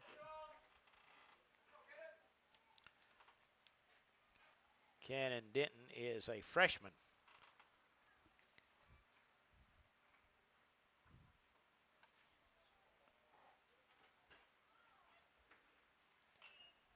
Swings on that one, pops it up to the shortstop. Third baseman calls him off and makes the play. So that's 2 outs now for the Mustangs, and brings up Caleb Gray, catcher who'd walked and struck out in his 2 plate appearances today.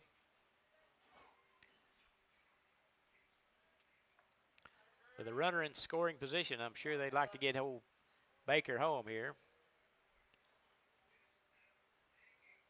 First pitch to Gray.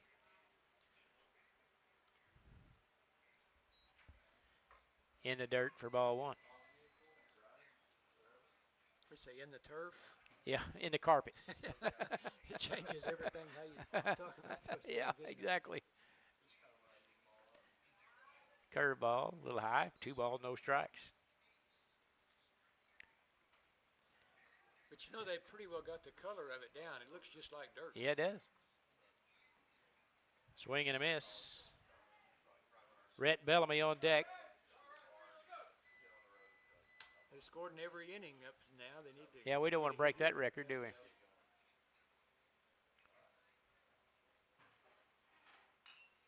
There's a chopper to the third baseman. Across the diamond. Bad throw, bounced and it gets away from the first baseman, so Gray is safe. And now I think Coach Bellamy's a little upset that Colton didn't get a good jump on that. He probably could have scored, perhaps. Yeah, there were 2 outs. Should have been running on a. Yep. So that'll be an error on the third baseman, and that brings up Rhett Bellamy with runners at the corners now, 2 outs.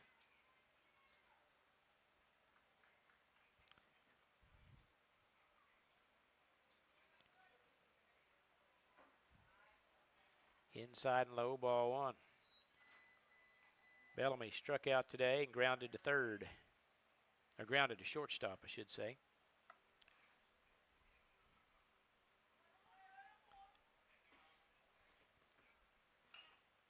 There he turns on one. It's a short right field. Right fielder's coming on. Slides down, makes the grab. Yeah. That retires the side. As Bellamy flies out to right field. So we have no runs, 1 hit, no errors, and 2 men left on base. So after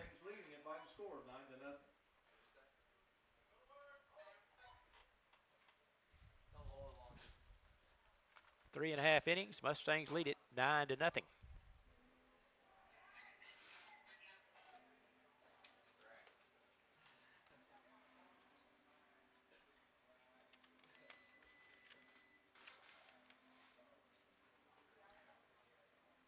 Updated score in Class A tournament.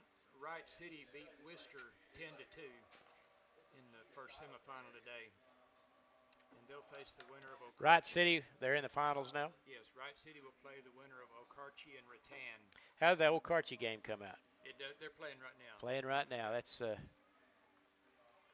my daughter and her family live in Okarche. I know they may be listening. Collins and Emerson, perhaps they might be listening to the Fort Cobb game today. I know last night, Kim, my granddaughter, who's 4 years old, heard me on the radio, and or on the TV, they were listening to it, and she kept saying, "Hi, Pop," and she couldn't figure out why I wouldn't answer. But anyway, hopefully they're listening today. If you are, hope you're having a good day, girls. Yeah, Okarche's in a little hole. They're down 7-0 in the second inning. Second, oh, wow. So Rattann's got a 7-0 lead.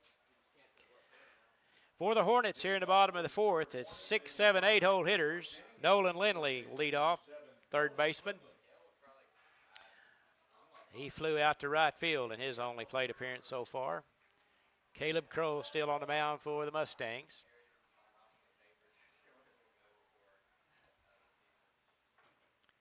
First pitch is hit well, right center field. McAdoo tracks over, catches it on the hop.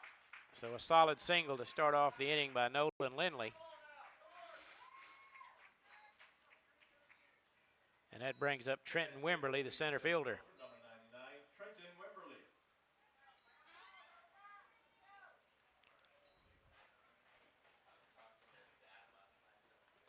Wimberly. Wimberly singled to center in his first plate appearance today. Double play ball would be sweet right here, Kim. It would, yeah. First offering is a ball.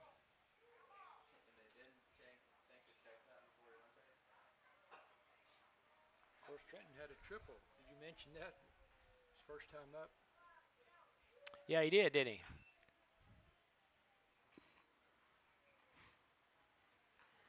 Fouled that one off, ball and a strike.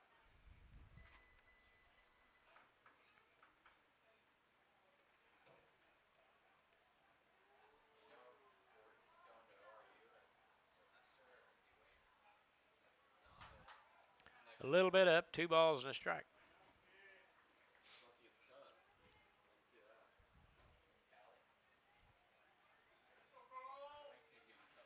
Grounder to shortstop would be really sweet right here, I think.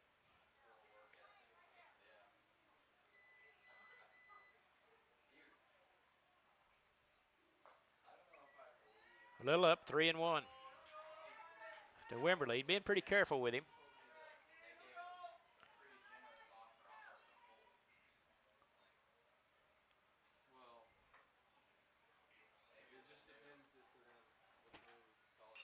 That one's fouled out of play down the left field line, makes it 3-2. 76-mile offering that time by Kroll. Brought it up there pretty quick. Way outside, ball 4. Runners at first and second now, nobody out. So little rally started here by the Hornets. Colt Carlton, the DH. Need to let his defense help him here. Yeah. He walked his first trip. 8-hole hitter. Double play still in order here.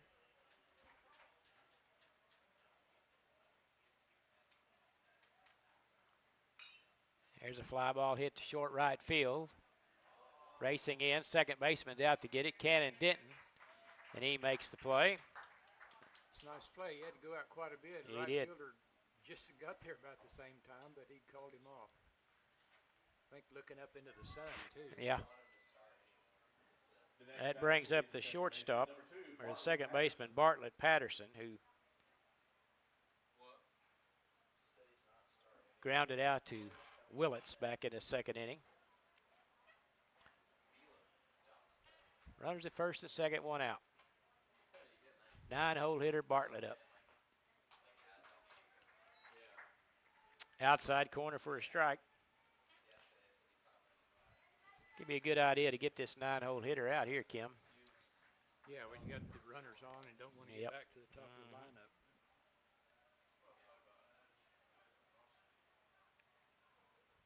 There's a ball foul back off the handle. 0-2 to number 2, Colt Bartlett Patterson.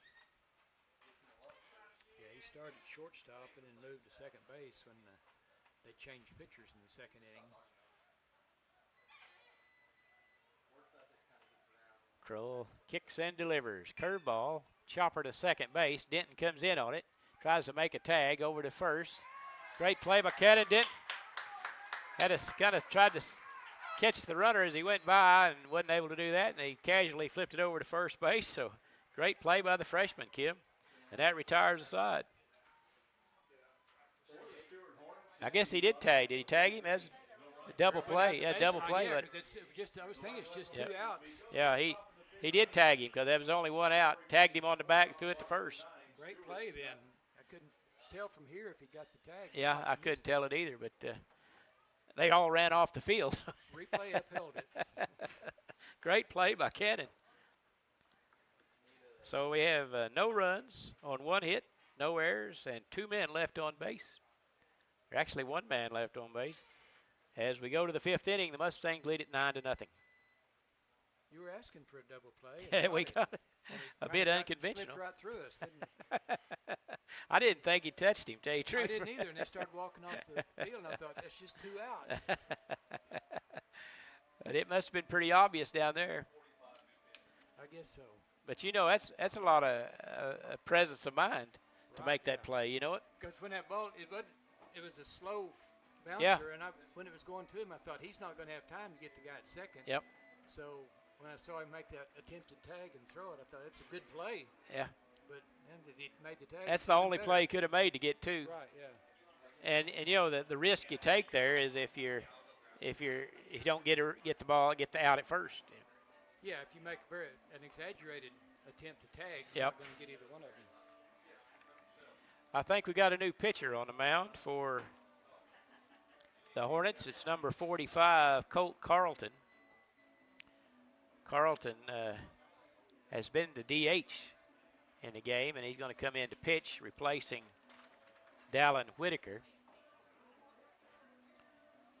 As we're set to start the 5th inning. And the Mustangs will be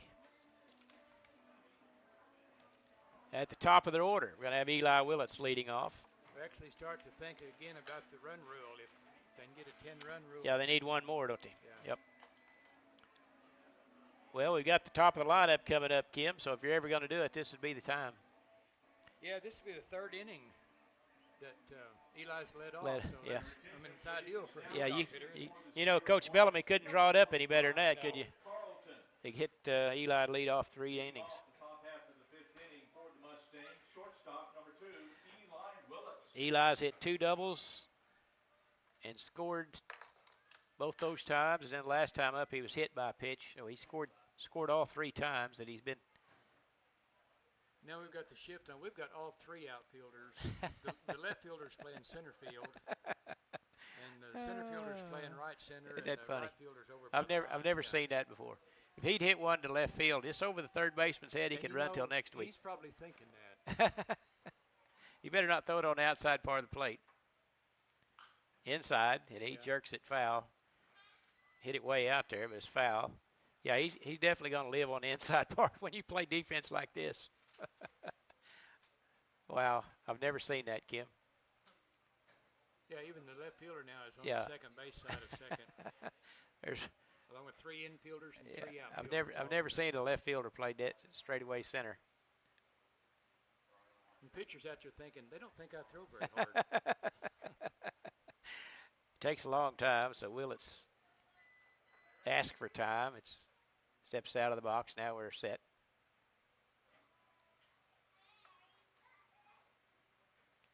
There's a ball hit deep.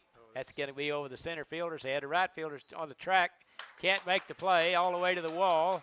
Willits rounding second, coming into third, and he'll hold up right there. So even with the shift on, Kim, the answer to that is just hit it over their head. Yeah, he hit that one. It was probably about 372, wasn't it? Hit short Yeah. the wall a little bit. Yeah. For the Mustangs, center fielder number 10, Tanner McAdoo. Well, it doesn't matter how many if you put there if you're going to hit it over all of them. So. Yeah, that pretty took away the. You know, I thought the guy was going to track it down. He had a bead on it. I guess I don't know if we call him the center fielder or what, but he just barely. He almost got back there. Yeah, he 'cause they were almost playing did. deep. He almost did. McAdoo up now with Willits at third. Nobody out. And that ball's in the dirt. Here comes Eli, and he's going to score easily, and that will make it the 10th run as Willits scores for the 4th time today. And that makes it 10-0. Yeah, that's a pretty good line. He's got 2 triples, 2 doubles, a triple, and a hit by pitch, Yeah. and scored 4 runs. Yeah, it's pretty fun to watch, actually. McAdoo takes one in there for a strike. Ball and a strike. McAdoo grounded out to third, hit a double, and now he pokes one in shortstop, ranges over, can't make the play. So that'll be an E6.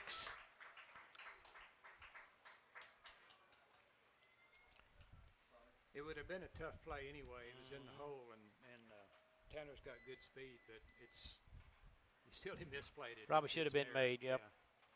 That brings up Blaine Bellamy, the third baseman. He's walked, singled to center, and flew out to center.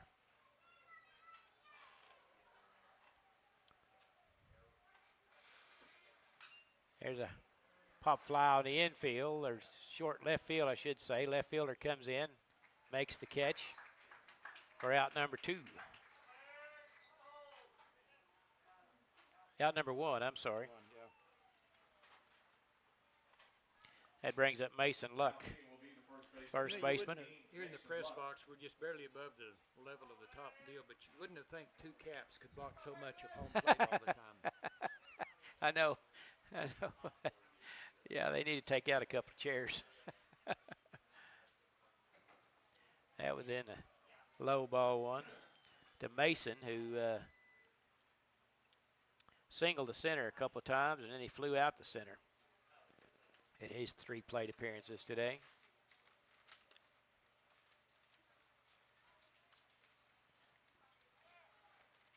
And that's way inside. McAdoo scampers into second easily.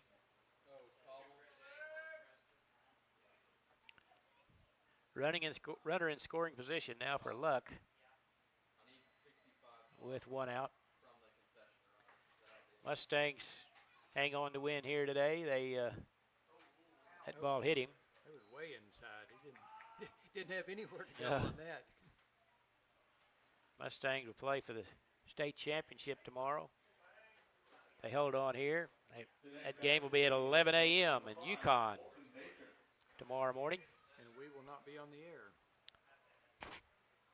Yeah, I know. That's the sad part of it. You have to go to the NFHS Network, National Federation of High School Sports. They have the broadcast on all the state final games. Colton Baker now at the plate.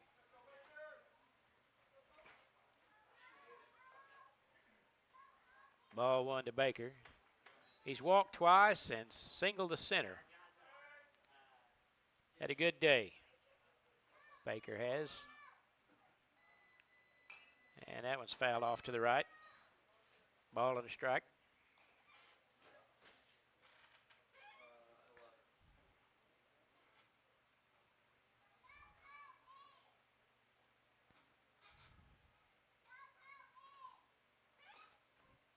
In there for strike 2.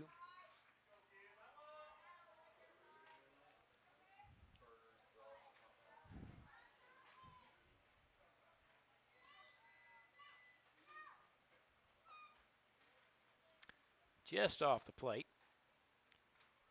2-2.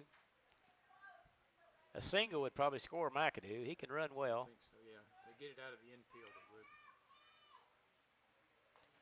would. Way outside and high, 3-2. With Caleb Kroll on deck.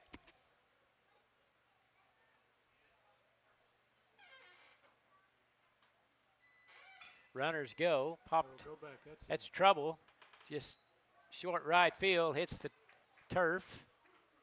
And Bellamy, the courtesy runner, was kind of caught in no man's land there. He had to hold up to see if they caught it, and he let it hit the ground, and they were able to force him out at second. Baker, he actually should have had a single, but he gets fielder's choice. Yep. And not credited for a hit. So Kroll comes up now with first and third.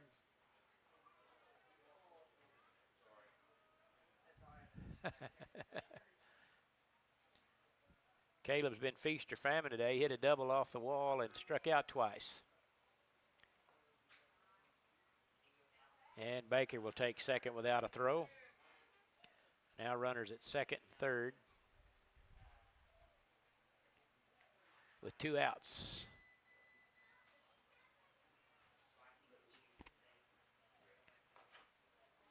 Way high, ball 2.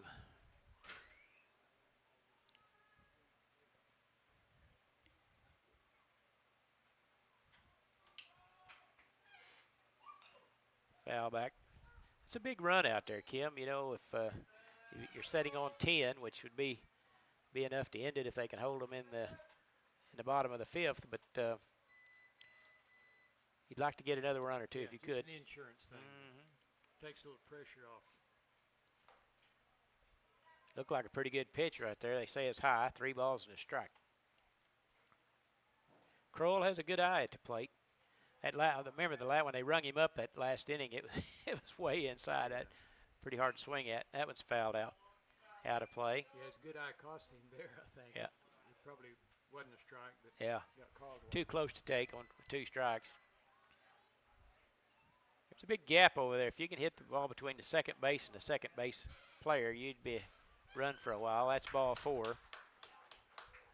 And now the bases are loaded.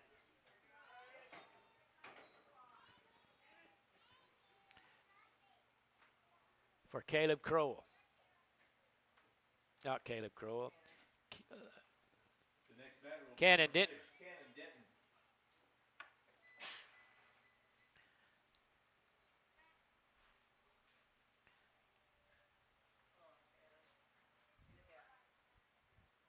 He popped up to the third baseman his last time up.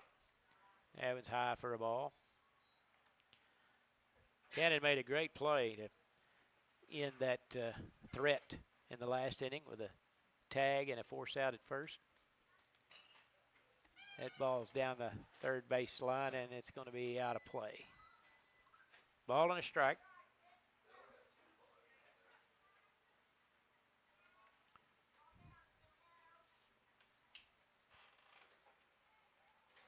To the freshman, Cannon Denton.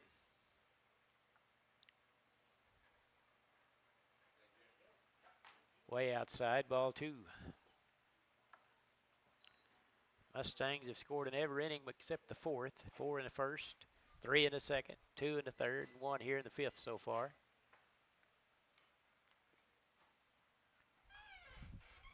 And that one's fouled out of play.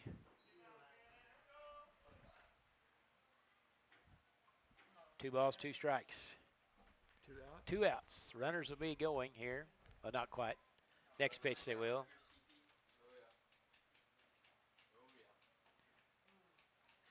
Now they'll be going 3-2. 3-2. Pretty close to take there. Yeah. Looks like it was Big pitch right here. off the inside.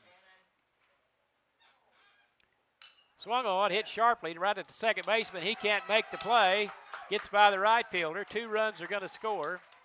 And Cannon Denton with a solid single.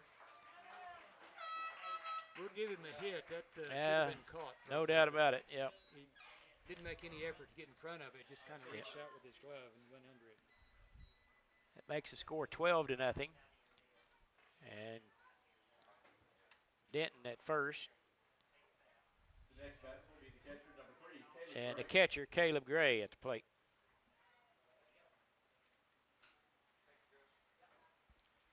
Tanner McAdoo scored for the 3rd time in the game. Baker scored for the 2nd time in the game.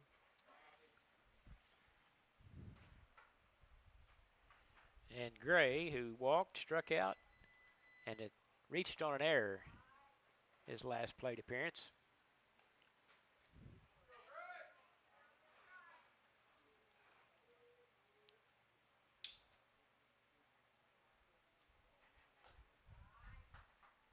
A little high and inside. 2 balls, no strikes. Way inside, make it 3-0. Tate Gray's done a good job catching this season for the Mustangs. He really quick on his feet, and the ball doesn't hardly get past him. That's often the overlooked quality. There's a runner going down to second, and they're going to throw. Called him safe. Missed the tag. A good slide by Denton. Went right under it. Head first slide. Coach Bellamy's I don't think he really wanted him to run on. If he did, he wanted him to get there quicker. And the coach is going to come out and ask the umpire how he missed that tag. Probably a legitimate question. I couldn't tell from here. I'm a long ways away. But I don't think Coach Bellamy was wasn't expecting him to be stealing second there. But it's a good throw from the catcher. Yeah. I think the shortstop took the throw a little too far in front of the base, and he was able to slide around under him and behind him. 3 balls and a strike to Gray. Now runners at second and third.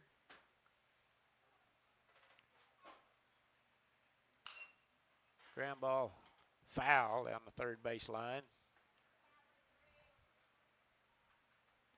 Let's see, it's number 8 running down there at third base. That's Anthony Harrison. I think he's running for Crowell, if I'm not mistaken. Courtesy runner. And that's ball 4 to Caleb Gray, and he'll take his bait. So we got the bases loaded again. And we're going to have a pinch hitter. This will be number 11. Now entering the game as a pinch hitter, number 11, Brody Langham. Brody comes up with the bases loaded, 2 outs. Swings at the first pitch and hits it deep to right center field. Nobody's going to get it. That's going to score 2 runs. So Brody, he says, comes off the bench, Kim, and swings at the first pitch, hits it in the gap, scores 2 runs. Good job, Brody. Yeah, good for him. That's great timely hitting there. That's 5 runs in the inning. And that brings up Eli Willits, and they're gonna walk him intentionally. And so he'll go to first, and it's going to load the bases again to bring up Tanner McAdoo. The next batter will be the center fielder, number 10. McAdoo's had a good day, scored 3 runs today.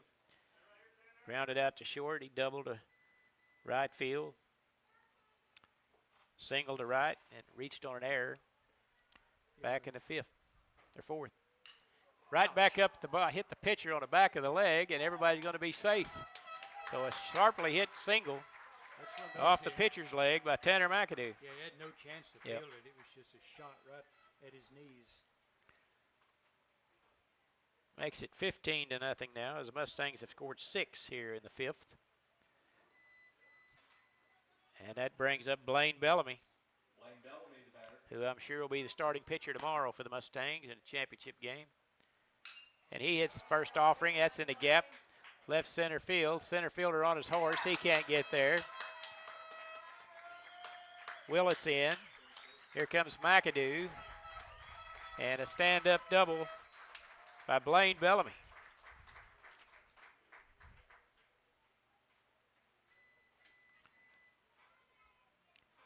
As he cleared the bases. 3 more runs in. The next batter, first baseman, number 15, Mason. They've scored 9 runs on 4 hits here in the 5th inning, and now Mason Luck up. 9. What'd I say? 9. What'd I say? Scored 9. 9 9 runs on 4 hits, I think. 18 hits altogether so far. 15 hits for the Mustangs. And they lead it 18-0. Oh, There's one shot if it's hit well but foul.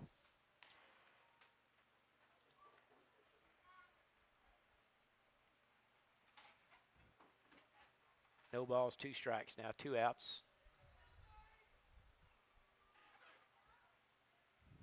And the Mustang bats have really come alive here. Good play by the catcher. It was behind him. Yeah, looked like it went between the batter's legs almost. Nice stop.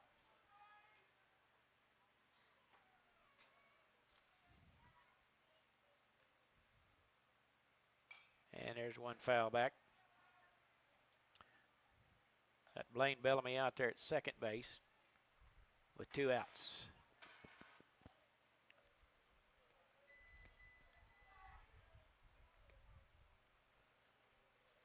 A little low. 2 balls, 2 strikes.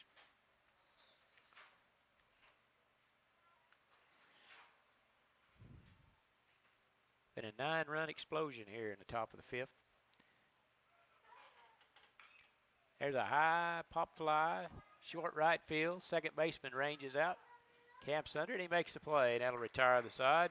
That one was way up. Yeah, well, that was a major leaguer right there, wasn't it? The Mustangs scored 9 runs on 4 hits. There was 1 error and 1 man left on base.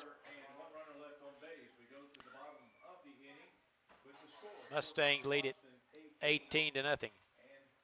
You know, Kim, a while ago, whenever I said it's 10-0 and this run would be insurance run would be good, well, they listened, didn't they? Kind of opened the floodgates, didn't you? As we're set to go to the bottom of the 5th inning, and see who's going to take the mound. Looks like Mason Luck may be going out to. Yes, he is. Mason Luck is a first baseman most of the time, and he's going to relieve Caleb Crowell here to pitch the 5th. See if there are any other changes. Looks like Crowell is going to go to first base now to replace Luck, and I don't think there'll be any other. Bellamy's going to go back to third. And Cannon Denton still at second. McAdoo in center. Baker in left. And right fielder is Rhett Bellamy. Shortstop Eli Willits. So another left-hander for the Mustang, Kim. This is their 3rd left-hander we've seen this week. And Mason is a junior. So the seniors on this ball club for the Mustangs, we've got Blaine Bellamy is a senior. Tanner McAdoo, center fielder, is a senior. Lane Coombs, the DH, is a senior. Riker Hill, courtesy man, or utility man, he's a senior. And Eli Willits is a senior. So 5 seniors on the club, but a bunch of good young players. Yeah, they really are. On the team. Spread out, and they're going to be around for a while. The Mustangs have. Worcester 10-2 the final. What's that? Wright City beat Worcester 10-2 the final. Silo beat Otaha 10-0, we talked about earlier. Dale's up on Tushka 1-0 in the 3rd. Rattan is up 9-0 on Okarche in the 3rd. Uh-oh. The Mustangs have they've been to the state finals 8 trips in a row, so it looks like they're going to make it 9 today, Kim. That's quite remarkable. Chances. Quite remarkable. Yeah, you talked a little bit about that yesterday. To make 18 straight trips to the state tournament? Yeah. And that's just amazing. It really. Make one is Yeah. to be a goal of so many schools. Yeah. Well, 18 times. It's they've got a lot of boys interested in playing, and they develop the players really well. Coach Bellamy does a great job of developing pitchers and feel the needs of what you need every year. Now Mason Luck. They're spread out in their grades. So Yeah. Still gonna have a good mix of classes. Well, every year you lose 3 or 4 seniors that are real, top quality players, and you think, well, how can I replace them? And it just keeps on rolling, You got the young guys stepping up. It's a pretty good system. Yep. Dale's done a wonderful job with it. Just keeps them going. 3 balls now, strike now on the leadoff hitter, Nolan Stewart. And he has them ready to play every time they show up. Absolutely. I foul ball down the left field line. I know that Dale's mother always worries about how tough the schedule is. They're playing Silo and Red Oak and all the top teams. They hardly play any Class B teams. And she's always worried about their record and this and that, and they always end up with only 4 or 5 losses. When they start out the year, you think, well, we may not make it this year. It's not looking too good. And then after 8 or 10 games, they start to show that progress, and here they are again. Yeah. They just don't think about losing. When they show up to the ballpark, they expect to win, no matter who they're playing. Well, as we talked about some other things, some teams show up to play. They show up to compete. Yeah, that's right. Exactly right. Mason having a little trouble finding the strike zone here. He walked Stuart. Now he's 1 ball, no strikes to Cody Cook, who's struck out twice today. But the Mustangs have a lot of cushion here. They can afford to just need some outs is all they need. And the big left-hander is a little rusty, it seems.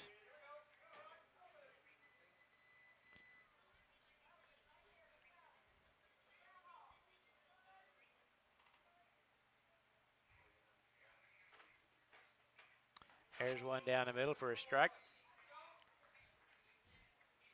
73 miles per hour. Didn't look it, but that's No. what he registered. It was a strike. That's what he needed. Yeah, maybe that'll get him a little more comfortable.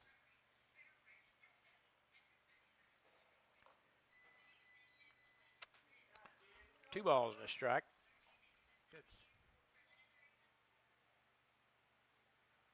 As the Mustangs lead it here in the bottom of the fifth, 18-0. They've out-hit the Hornets 15-3. There's a pop down the right field line. That's trouble, and if it's fair, but Cannon Denton comes out of nowhere and makes the play. That looked like it was going to drop the whole time I was watching because it didn't look like the players were going to get there. Cannon Denton with some wheels. Yeah, that was in a spot where you didn't think anybody's going to get there, and Denton on a full sprint. And there's another one of those young players we talked about. He's a freshman. Wow. Outstanding play by Cannon Denton for the first out of the fifth inning. That brings up Zach Luker, who has walked and was hit by a pitch. There's a hard shot to left field. Baker fields it on the hop, gets it in quickly. So a solid single by Luker to left field. And that will bring up Chandler Kelly. Cleanup hitter. Batter will be the left fielder, number 11, Chandler Kelly. Runners at first and second. He's grounded out to short and got a single. Lefty-lefty matchup here.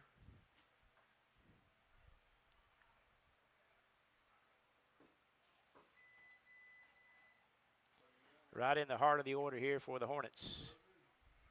Three-hole hitter.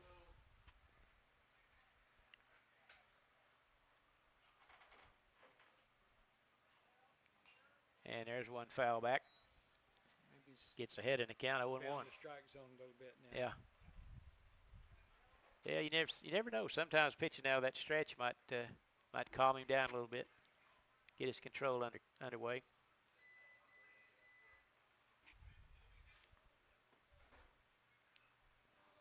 Got a good looking delivery. Yep. Ball and a strike.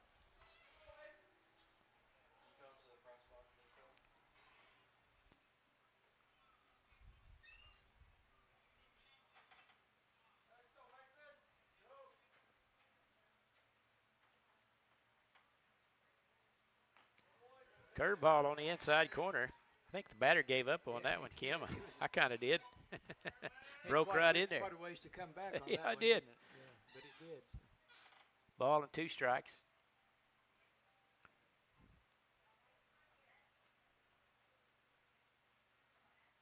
There it is again. This one's up a little bit. 2-2.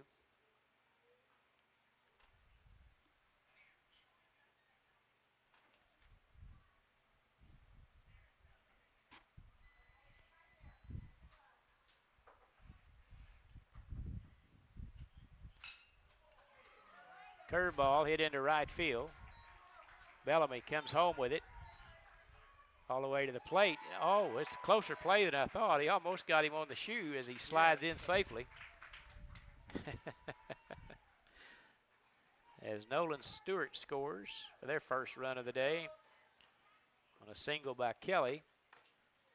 And now runners at first and second. Still only one out. The next batter will be number 18, Dallin Whitaker. Dallin grounded out to the pitcher in the second and struck out in the third.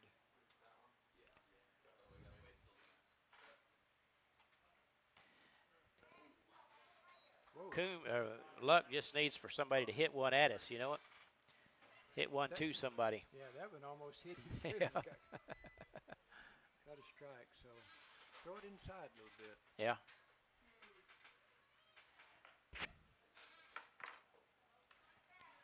Ball and strike to Dallin Whitaker, who pitched a good part of this ball game for the Hornets.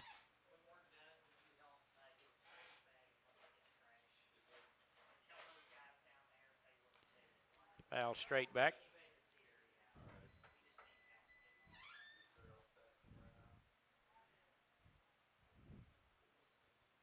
Ball and a strike.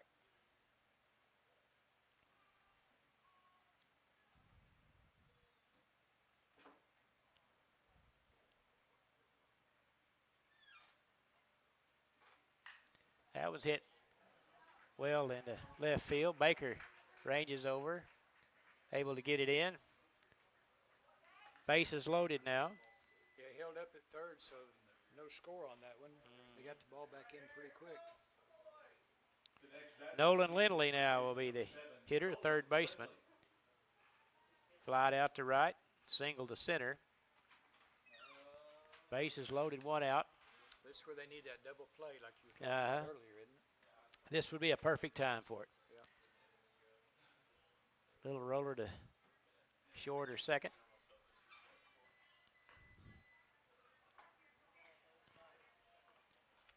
Mason's been getting behind in the count, Kim, and then he has to come in there with a fat one down the middle, and the Hornets have been jumping on it.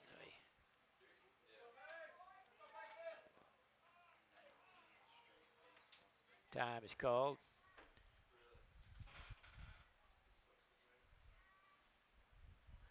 And to get some guys back in the dugout over here, I think.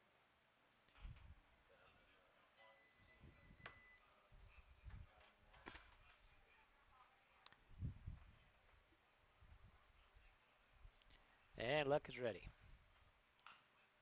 That one's foul down the right first base side. Ball and 2 strikes now.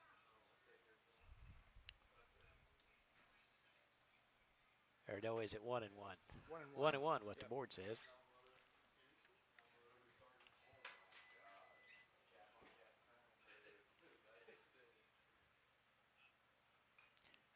Foul that one straight back. 1 ball, 2 strikes.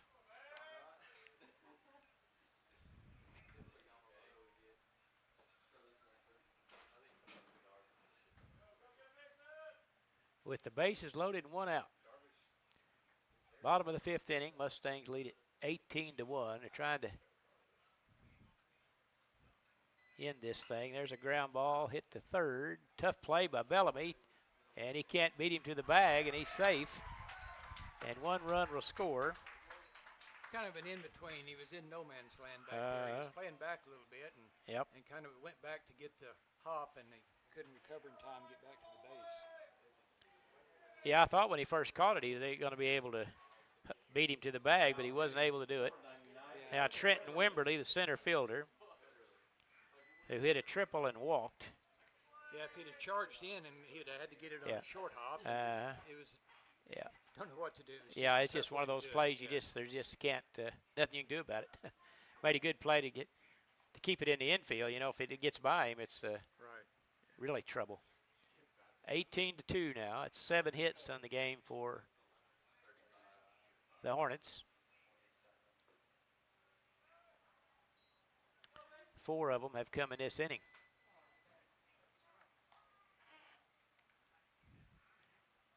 You wonder, Kim, how long. I was just looking, yeah. You got a few runs to play with here, certainly.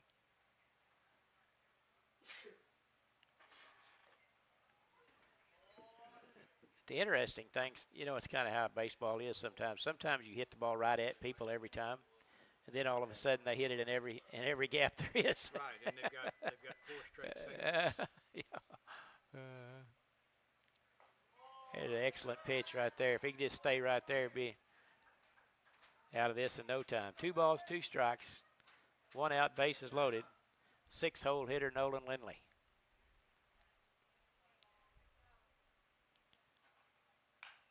There's a ball hits center field. McAdoo racing in. He can't get there. Hits in front of him. And another run scores. 5 straight singles. once again, just right where we're not. Yeah. And that brings up the 8-hole hitter, Colt Carlton, the DH, who has walked and popped out to the second baseman. The next batter will be number 45, Colt Carlton. 18-3 now the score. There's still some gaps because you're. I'll wait after this pitch. First and third baseman are guarding the lines and leave some. The other two's up the middle, huh? Yeah. Yeah, you'd think the odds are they'd hit one to you in a minute. Pitch on the outside corner for a strike. Seems like every time he gets 2 strikes, they deliver. Yeah, they have been. Every one of them's had 2 strikes, except the first one. The last 4 had 2 strikes on them. 2 balls and a strike now. Mustangs have used today. They started with Sontakoi. He pitched, I think, under the 35. There's a ball, hits center field again. McAdoo comes in to get it. Another run scores, and the bases are still loaded. 6 straight singles.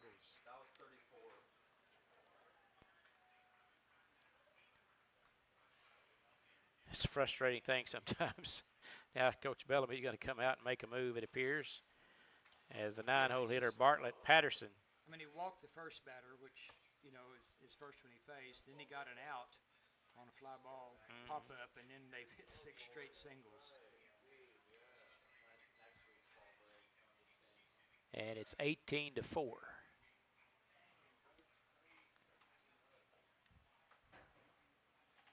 Coach Bellamy having a conversation with Mason Luck, and he's going to be replaced by number 17. Is this going to be Jake Devon? Now here's a hard thrower right here, Kim. Hopefully he can throw strikes today, but he can flat bring it. He can bring strikes. He can flat bring it. Devon is a sophomore. His first warm-up pitch was 82. Yeah. Yeah, this will be a shock to their system, I think. Well, if he'll throw him like he has his first 2 warm-up pitches, we're fine. Yeah. 82 and an 80 right down the middle. That's all you got to do. Yeah. Yeah. Don't worry about anything else. Just throw a strike. They say Jake has got obviously the strongest arm probably on the staff.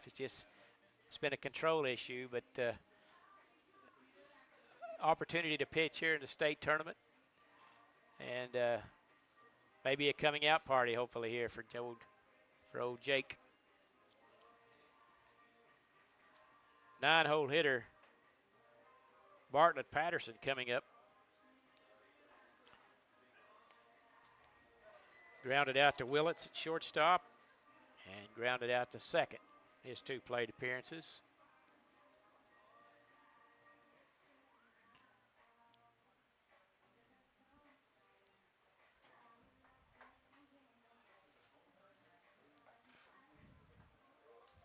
The Mustangs lead at 18-4 as the Hornets have scored 4 here in the bottom of the 5th.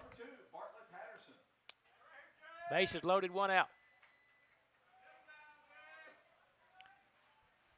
And Jake Devon on the mound for the Mustangs, pitching out of the windup. Fastball on the outside corner at 80 miles an hour for a strike.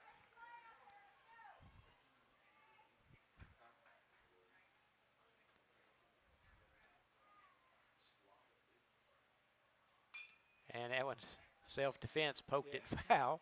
It's kind of a defensive swing. 0-2 now. Got a bat on it. Yeah, he did. Just throw another one like that, Jake.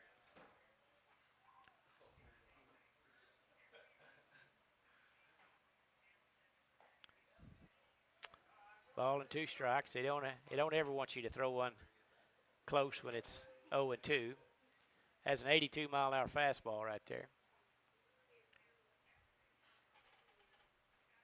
Swing and a miss. Blew that by him. Yeah, up high on him and got him to swing at it. And that makes 2 outs now. Bring up the leadoff hitter, Nolan Stewart, who walked to lead off the inning about 3 hours ago. You know, he came in and thrown 4 strikes. There you go. Or 3 strikes, I guess, in the ball. Yeah. That's what you want right there. There's another one right down the middle. Good pitch, Jake. Strike 1. This is something Coach Bellamy will put in his memory bank. You never know when you might need this again real soon. Stewart's batting for the second time this inning. He let it off. Curveball a little up. That's the first off-speed pitch he's thrown, and that was a little high. Just to show it to him. That fastball ought to look pretty good now. Way inside, nearly hit him. 2 balls and a strike.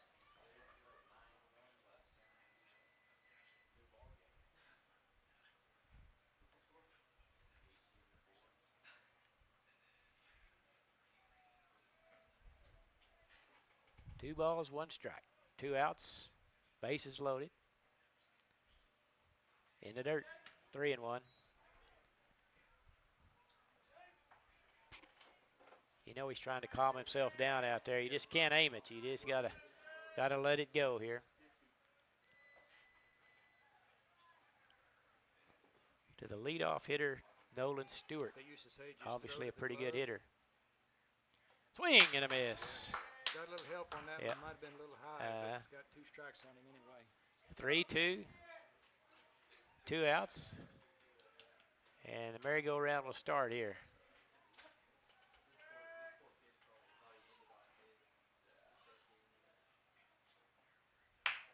Ball low. Walks in a run. And that'll bring up the catcher, Cody Cook.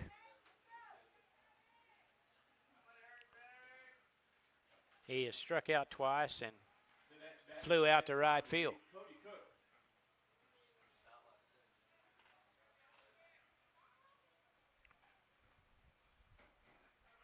In there for a strike. Fans getting a little nervous, Kim. Imploring him just 2 more. Bases loaded have been this entire inning. We've had the bases loaded, it seems. Ball and a strike. The first one got on, then they got their first out on a pop-up, but then 1, 2, 3, 4, 5, 6, 7, 6 in a row, and then a strikeout for out 2, and then another walk. Yeah. So. There's a ball hit right center field. McAdoo dives, can't make the play. A great effort by McAdoo, and it just trickled out of his glove when it hit the ground. Great effort to get to it. Oh, absolutely. Great effort by McAdoo. But that'd be a single to center. 1 run scored. Wonder how they only got 1 run. That's what I'm wondering. 18-6 now. The next batter, number 9, Zach Luker. Zach had a walk, was hit by a pitch, and then a single earlier in this inning. Pop foul. Once again, every one of their hits are right in a hole. Yeah. That actually looked like it was going to be worse than that. Yeah, I did. After Yeah, that, it was yeah. in the gap, and Tanner made a great effort to get there. He sure did. 0-1. That was fouled back. 0-2 to Luker. So they're down to their last strike here again. That was 83. He's loosening up. Yeah.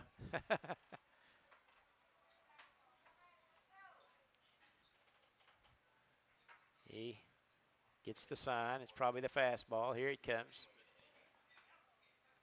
I'm not sure where that one was, but it looked pretty good. I thought he was turning to call it. I did too.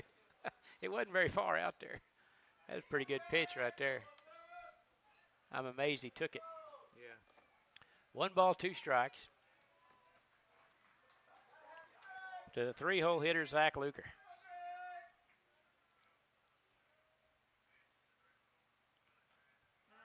And the run's going to try to come home, and he's going to slide in safely. Makes another run, 18-7 now.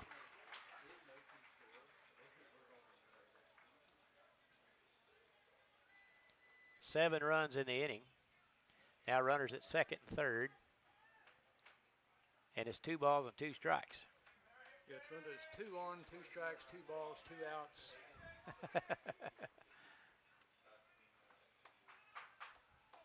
Mustangs scored 9 in the top of the 5th, and the Hornets have answered with 7 so far in the bottom of the 5th. Hey, swung and a miss. That did it. Finally. Cody Cook strikes out to end the game, and the Mustangs win it 18-7